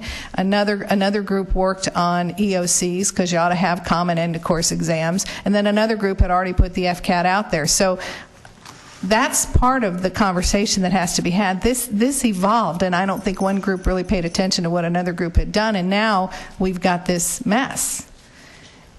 And it didn't get fixed, it didn't get created overnight, and I think to suggest that we can fix it in one fell swoop is probably irresponsible on our part. And I'm a realist, and I think it's unrealistic. But the conversation is happening, and it's because of Lee County that it's happening, so I don't want people to feel like their passion is for naught. I don't see these people giving up. So I think we can continue the conversation in a productive way that will let the state know they're not playing. Can we look at what we've done so far? It's my understanding that we have pared down the number of tests we're to be giving this school year. Yes, we have. Okay, significantly. What about practice testing? The progress monitoring that's required And if you're talking about practice testing at schools, I can tell you the message principals have gotten from me, and I think my staff will verify. Stop it. Stop talking about it. Stop stressing kids out about it. Stop it. Just teach the children so they can master the standards. The assessment will take care of itself. That's what they've been told. So practice tests, if they're over the top on those, but I'm not sure if we're confusing practice tests with progress monitoring that is required by the state. We are expected to show that we are monitoring the children so that at the end we're not surprised. We can pretty much predict where children may land. And so if a child does poorly on progress, that's that formative assessment that Ms. Jasper talked about, and the research is very clear. Formative assessment, high expectations, those are the things that improve student achievement. And part of the accountability system, whether we want to acknowledge it or not, is about high expectations. Those are the things that increase student achievement. Formative assessment is one of them. So there's practice tests, and the difference between formative and summative simply means formative, we focus on one thing or one or two standards. Summative is the whole shebang, and that's what happens when they take the final test. So the formatives are required, it's called progress monitoring, to prepare children for what's to come with the big test. Okay, and I guess the other thing is, how do we know that we are... Well, I know we have high expectations, but I also know a lot about individual differences. And I think I've said this before. I don't think it's realistic for us to expect all children in the 3rd grade to do the same thing at the same time in the same way. And I know that we have had speakers who tonight have indicated that their frustration is with kids being warehoused in an auditorium or in a cafeteria while other kids are testing. Not being able to get a positive message. And I know that our teachers work so hard, and I know that they are prepared for this year. They've had a ton of professional development. I understand that you've given a message to the leadership at the school, and I know that we have people who are monitoring that to be sure that that's happening. So, I want us to have common sense. I want us to be realistic, and I want us to do, again, what's best for kids. From all of the information that I could gather, I do not see that if we just opt out of everything that we're going to be doing what's right for kids. I'm afraid to do that because I'm afraid that some of those kids, which could include my own grandkids, are going to be caught in that and then maybe penalized in a way that is exactly what we're fighting against. So I think we have to be thoughtful and make sure that we have at least a skeleton plan so that we can move forward and be sure that in it all, we're not in our zealousness and our passion hurting the kids in the long run. I mean, does that make sense? And I just have a question. Just show me your fingers. How many of you have contacted our legislators, emailed them, called them? And you got to keep doing that every day. I email them every day. No, I'm not kidding. Because one thing that we can do, we can uphold the law, but we can also change it. And it takes that persistence to do that. And it is an election year. And so there are people who in November might not be reelected if they're not responding. So, Mr. Scott, I don't know if you're ready to take a vote on the motion to amend. Armstrong has a comment to make. Please speak into your microphone. I can't hear you. Yes, Mrs. Dozier, is that better? Yes, thank you. Okay, I have a few comments, actually. First, I got a question for our superintendent. It's just yes or no. You mentioned you talked to the Department of Ed. I'm assuming did Pam Stewart or somebody like that call you? I've spoken with the commissioner. That explains a lot. The conversation was simply about the concerns of the community and this board. You know, when I was elected, there was a lot of learning curves for me on this board. But the one thing that I have learned more than anything is I don't come to the people and say, well, if you want something to change, you guys go ahead and go to your state legislators and you change it. That's not your job.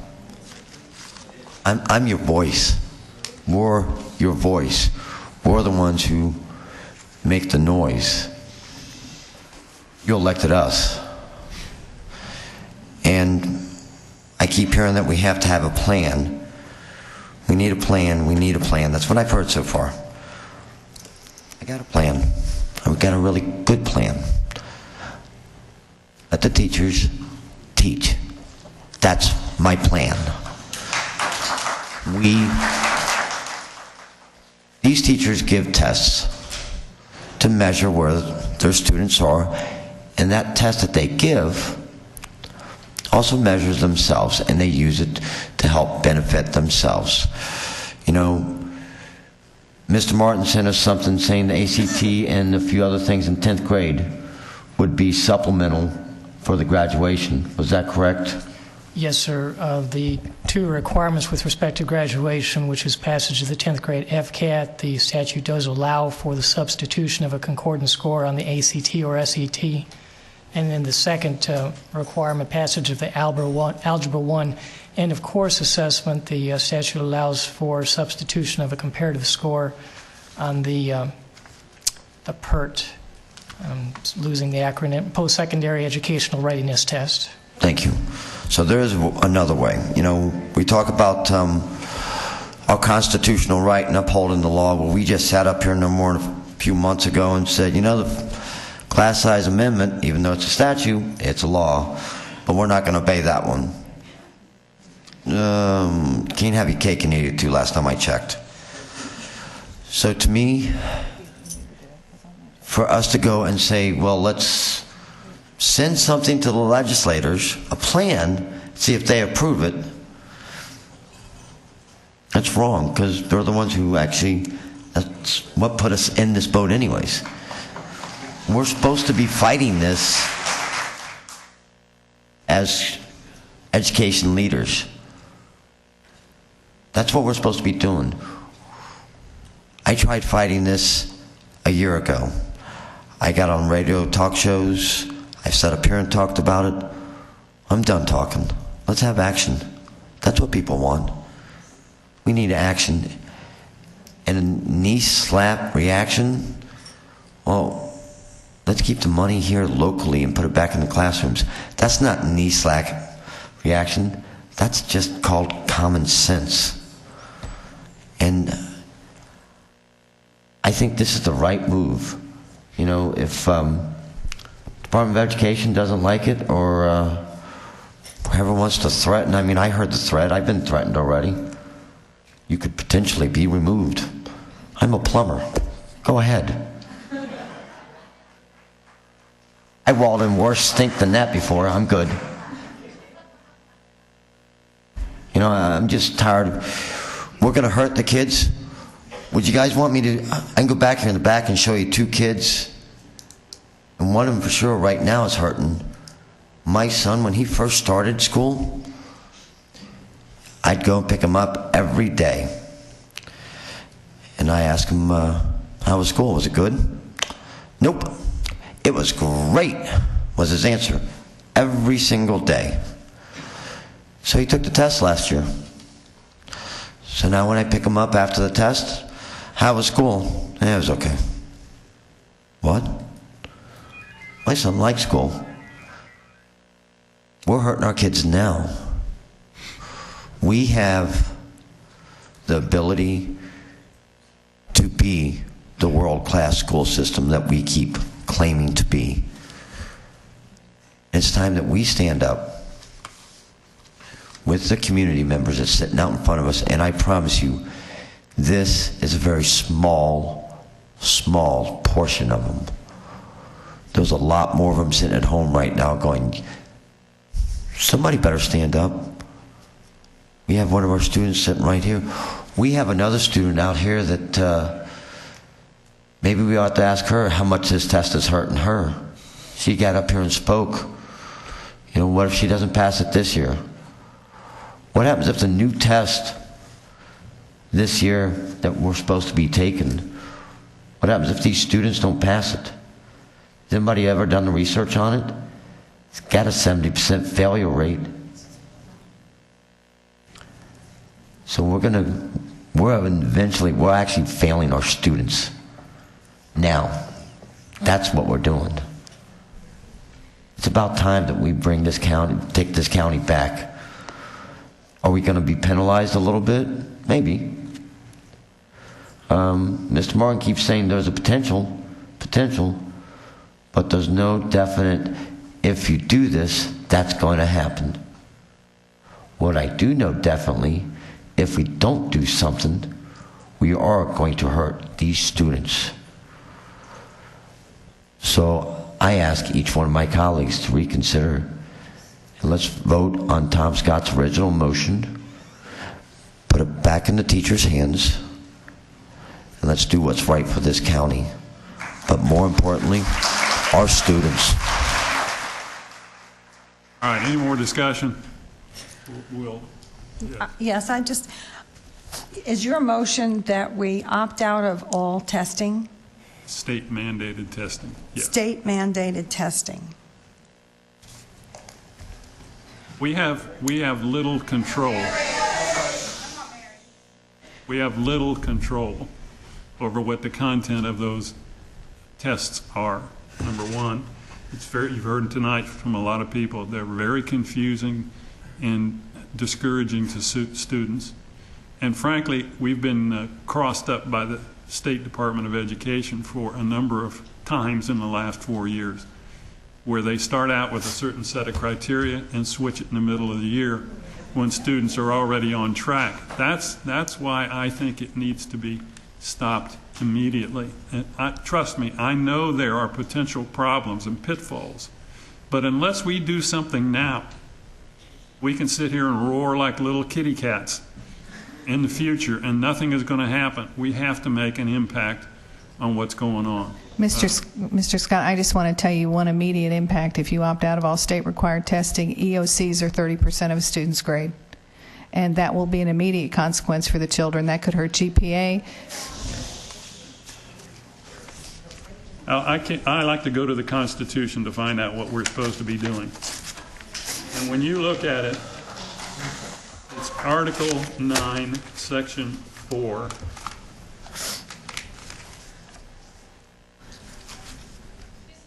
Item, please.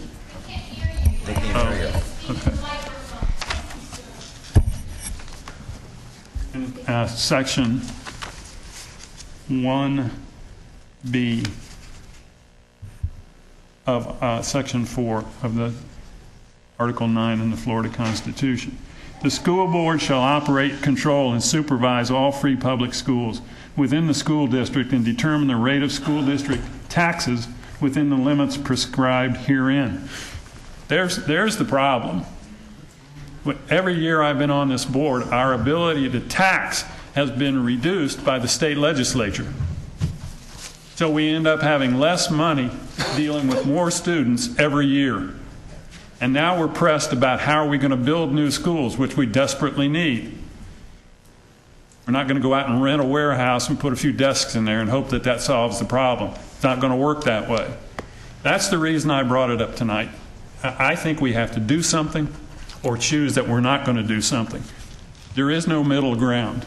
There's a delaying tactic, but unless there's a real strong direction given about when that adjustment needs to be finished and we have a plan, I can't go along with that.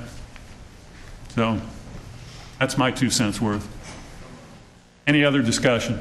Thank you. Okay, so we're now on the amendment to my motion from Mrs. Morgan. Did you settle on a date specific?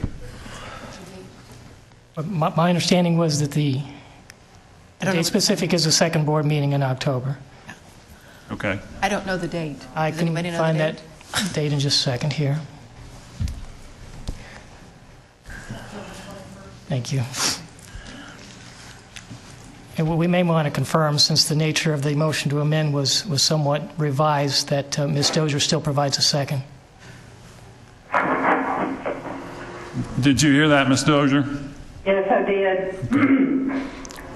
Are you still in a position to second that amended motion? I am. All right.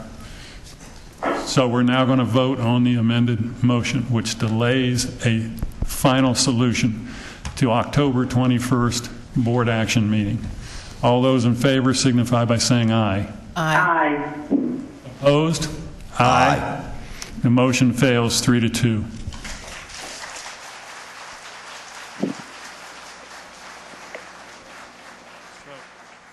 So now the direction is to... Now you're back to the main motion, sir. Your original motion. Which was my verbiage. You can proceed with discussion and a vote. Okay, move the board opt out of state-mandated testing beginning immediately for the benefit of administrators, teachers, and most importantly, students whose educational growth has not been enhanced as a result of such testing. Is there discussion on this? I see none. I hear none. We'll move to a vote. All those in favor signify by saying aye. Aye. Opposed? Aye. The motion passes 3-2.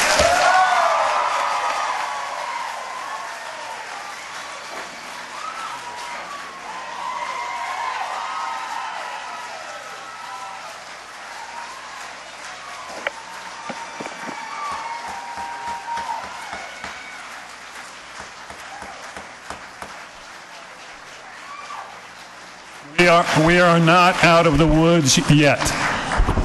Okay? We are not out of the woods yet. There is work that needs to be done to implement what the board has decided upon tonight. I appreciate those who were in support of the motion, and I appreciate those who were opposed. It's a tough question, but I firmly believe if we didn't start, we'd be back here. Well, some will be back here in another year talking about, let's take another couple of months and decide on it. That's not going to work. And it's for children, not for us. So.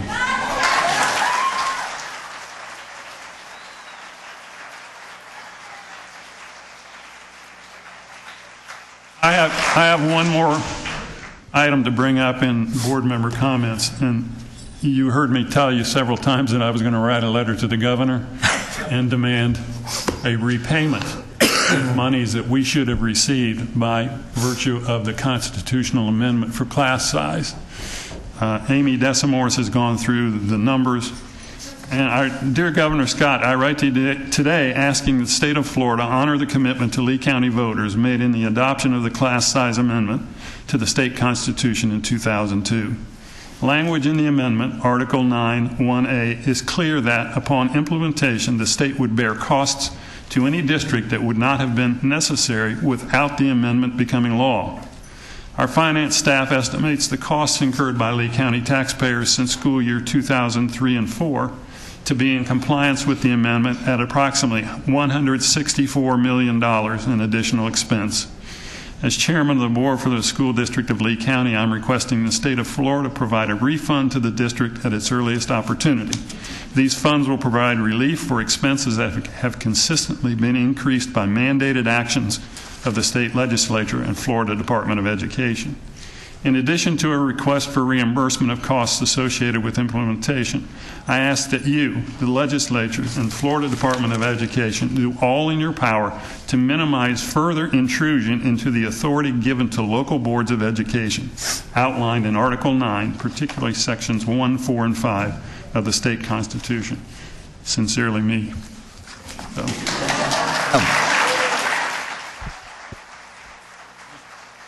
Mr. Armstrong. You forgot to add something in that letter that you wrote. We only accept cash.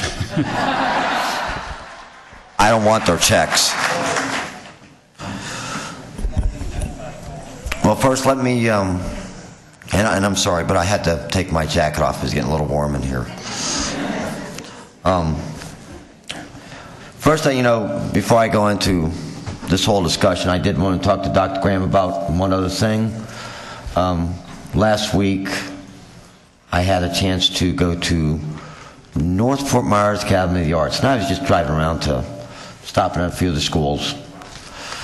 And ironically, I stopped in. They just got done doing the very first fire drill.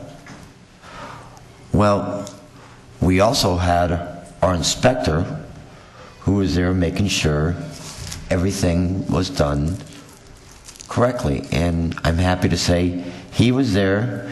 He made sure everything was, and they didn't know who he was at first, and they made sure he had to stay in his car. So it was a great start that how they was handling things, so kudos to North Fort Myers Academy of the Arts for handling that. I also had the opportunity to go to a couple other schools.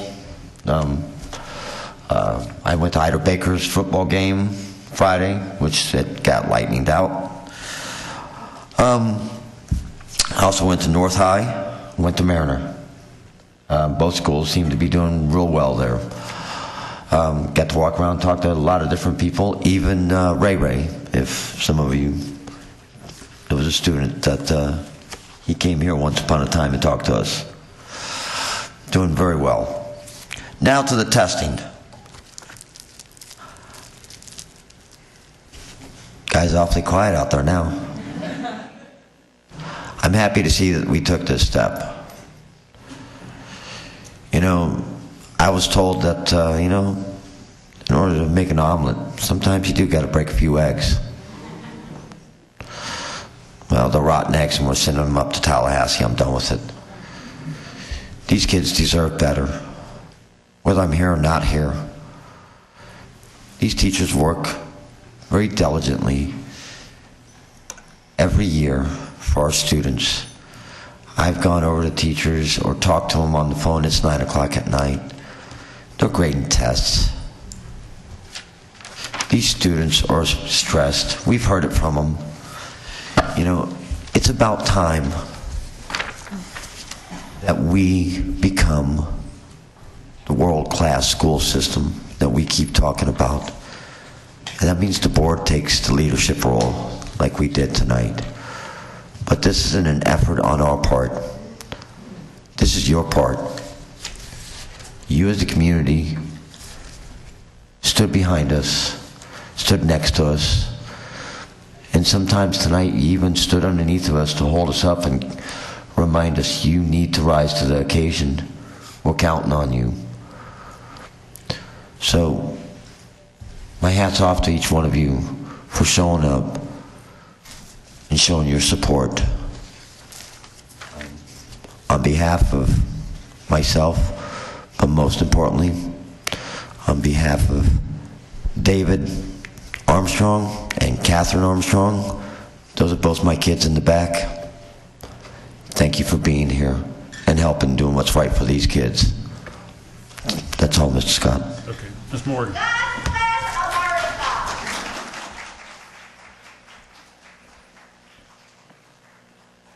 I would like to acknowledge that Dr. Graham, Dr. Spiro, Dr. Bohatch, and Ms. Mufti have done a terrific job making certain that the athlete transfer policy is in place and is being effected. So they've been proactive from out of the gate at the start of the school year, and I just want to appreciate their efforts on that. I also want to compliment Jean LaFountain, who was appointed this evening as Director of Intervention Services. I've sat on the Head Start Policy Council for the last 2 years, and some of you may remember that just this past year, the federal government acknowledged the quality of the Head Start program in this district by giving them the opportunity to extend their grant from 3 to 5 years, which is quite an achievement. And I have to say that I think, having sat in the policy meetings, that the Head Start program in this district is absolutely top drawer, and it's a well-deserved promotion for Ms. LaFountain, and I have she has developed a very strong staff, and I have every confidence that the program will continue to excel and grow.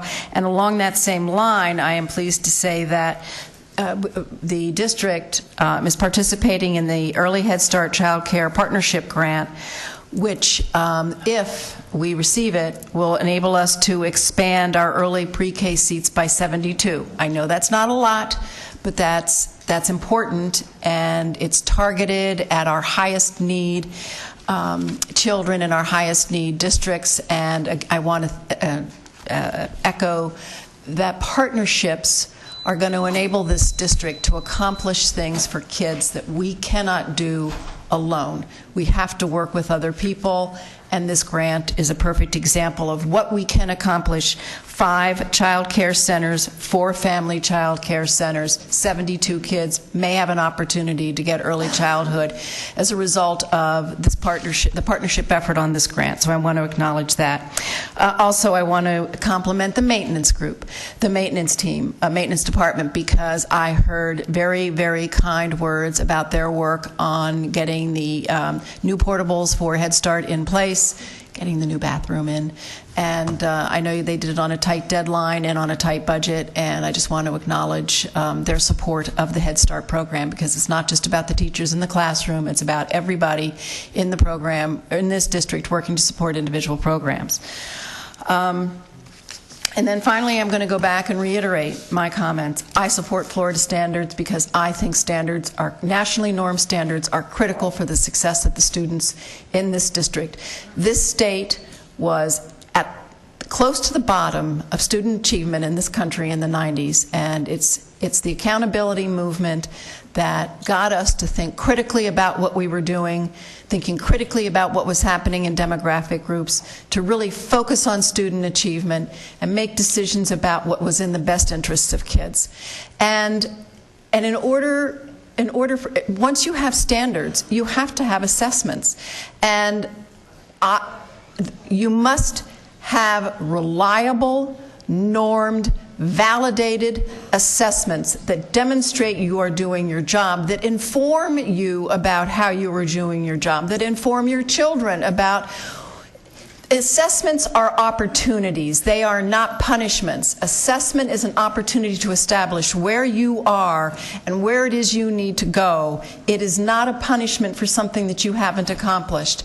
The problem we have is a rush to implement assessments that have not been nationally normed, not been validated, and that's my issue. And I don't see, frankly, how opting out in Lee County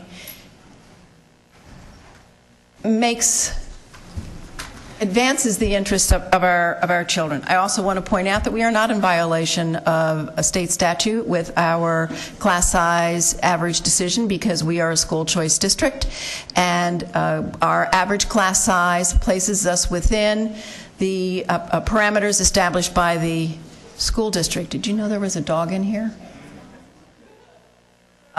Service dog. Oh, is it a service dog? Okay.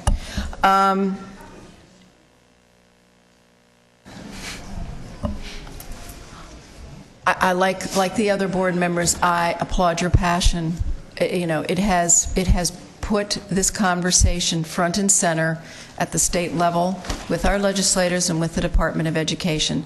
You've accomplished what you wanted, but I share the superintendent's concern and regret that we have taken this preemptive action. So that concludes my comments. Mrs. Dozier? Yes. You have comments? Yes. I want to thank all of the parents that were there and all of the parents that are continuing to advocate so passionately for their children. I apologize about not being there in person. I had a fall in an airport, and I've been in doctor's offices all day, and I was advised to not be at the meeting tonight. And I apologize for not being there, because this is a very passionate issue with me.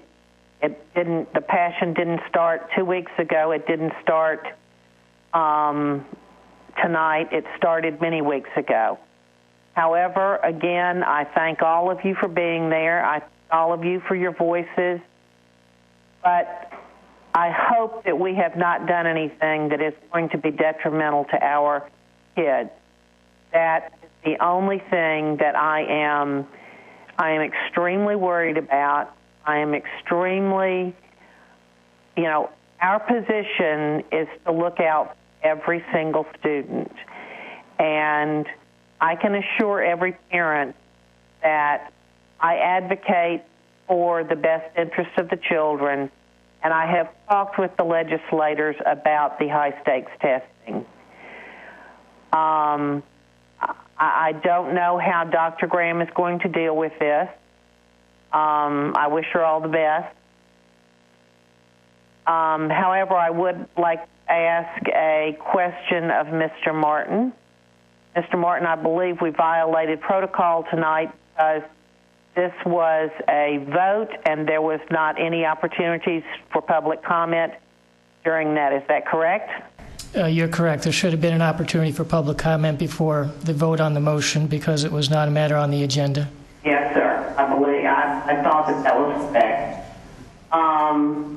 Dr. Graham, I want to tell you that I think the opening of school went very smoothly, but it was for a lot of reasons. I think the students themselves, first and foremost, we've got some of the best, the brightest, and the students that are going to be some of the most successful students, I think, in the world. I thank our parents for the support that they give to the school district, and I thank our teachers, administrative staff, and all of our support people because it takes everyone together to get the school district open. And the opening was smooth. We've had a couple of hiccups with bus stops and so forth. However, for all practical purposes, it was a very smooth opening. On behalf of my family, I would like to extend sympathy for the family of the student that we lost due to a bike accident, and I want to send our prayers to that family. Last but certainly not least, I'd like to congratulate Ms. Fisher, and I look forward to working with you for the next 4 years. And board members, I thank you for the discussion that we had tonight, and I thank you for keeping it civil among ourselves. And I know that this was a difficult discussion for us to have, and I thank you for that. And that's all I have. Thank you. Ms. Fisher. Thank you. Thank you, Mrs. Dozier. And this afternoon we had a presentation on the draft of the strategic plan, which will drive our budget. I understand that a lot of the testing is connected to that. I want to thank Mrs. Morgan for representing the board on the steering committee and really having a lot of input, I heard, to get the plan to the point it was. And I think it's the best roadmap that we have had in many years to help us move forward effectively and efficiently and in the best interest of the children. I, too, made some school visits at the beginning of the school year, and, it does take a village. Parents had the kids ready. The kids were ready, enthusiastic, and excited. Everything went smoothly. I didn't visit one school where anyone said they had really any glitches. And so I want to thank Dr. Graham and all of the staff, the bus drivers, our food service workers who had the food ready on the first day, and just everyone who is involved, because that is really what it's all about. As adults, we have a responsibility to raise our children and to raise them in a way that they will ultimately be prepared to be the people who will take care of this community in the future. And it's not so far in the future either. They grow quickly. Congratulations to Ms. LaFountain and Mr. Brown. And I had some, yes, thank you. And I had some thoughts about the testing. I heard things tonight like it's over the top, it's out of control, it's hurting kids and teachers, it's disrupting families, it's costing a lot of money. And then I heard something about the test that we are proposing to be using, having a 70%, did you say, Mr. Armstrong, failure rate? Well, I think I said a couple weeks ago at a previous board meeting, the tests, according to my research and the information that I have been able to gather, are designed for kids to fail. And that's why I voted the way I did, although, believe me, I have an upset stomach right now because I know we need a plan. I know we need a plan, but I also know that we need a starting point. And we have been out of control for a long time, so we will do whatever we need to do to make it right for the kids. And I think that's the important thing. We want an assessment. We need an assessment. I believe that the teachers will go on and teach the kids the skills they need so that they will master the standards. I see a board member, an impending board member sitting in the audience, and I learned from her over the summer when she spoke about how no matter what else is going on, the teachers go on and they teach the children, and they find a way to integrate the information. So if this is our window of opportunity, I hope we're going to make the best of it and do everything we can to make sure that we have a normed, validated assessment that's been tested and is right for our kids here in Lee County, Florida. And I want to say that I'm very confident in our teaching staff and our support staff because I know that the kids are in good hands, and I see that the parents agree with that. And that's all I have this evening. Thank you.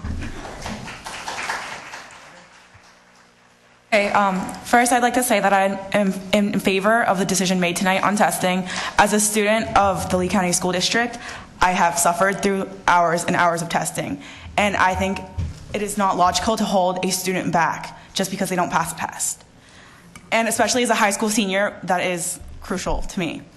And we've all been saying that we should trust our teachers tonight, and as a student, I'm going to say that I do trust my teachers.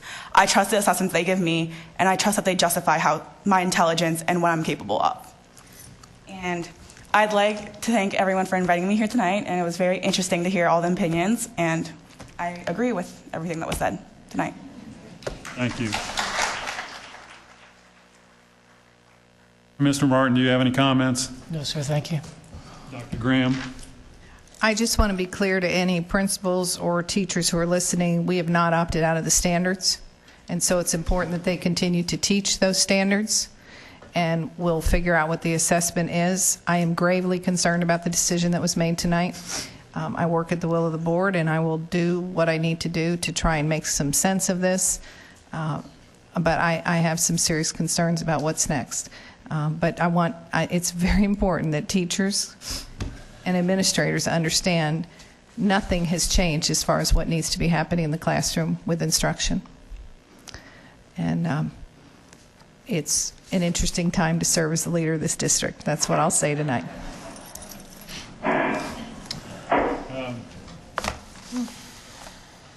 I want to add one thing that I didn't say. On Monday, I wrote a letter to our entire legislative delegation asking them to come meet with us nose to nose down in the pit and discuss the issues that are critically important from our side of the table. Thus far, I've had only 2 responses.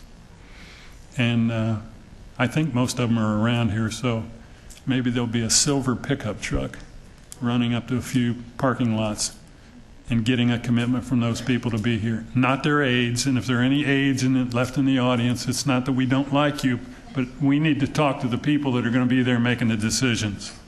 And so I'll leave it at that. Well, our next meeting will be on September 9th. School board briefing meeting at 2 p.m. A special meeting for public hearing to adopt the fiscal year 15 final budget at 5:05 p.m., as well as a school board action meeting at 6 p.m. At this point, having no other business to come before the body, I'll entertain a motion. moved. All in favor? Motion carries. We're out. Aye. Aye.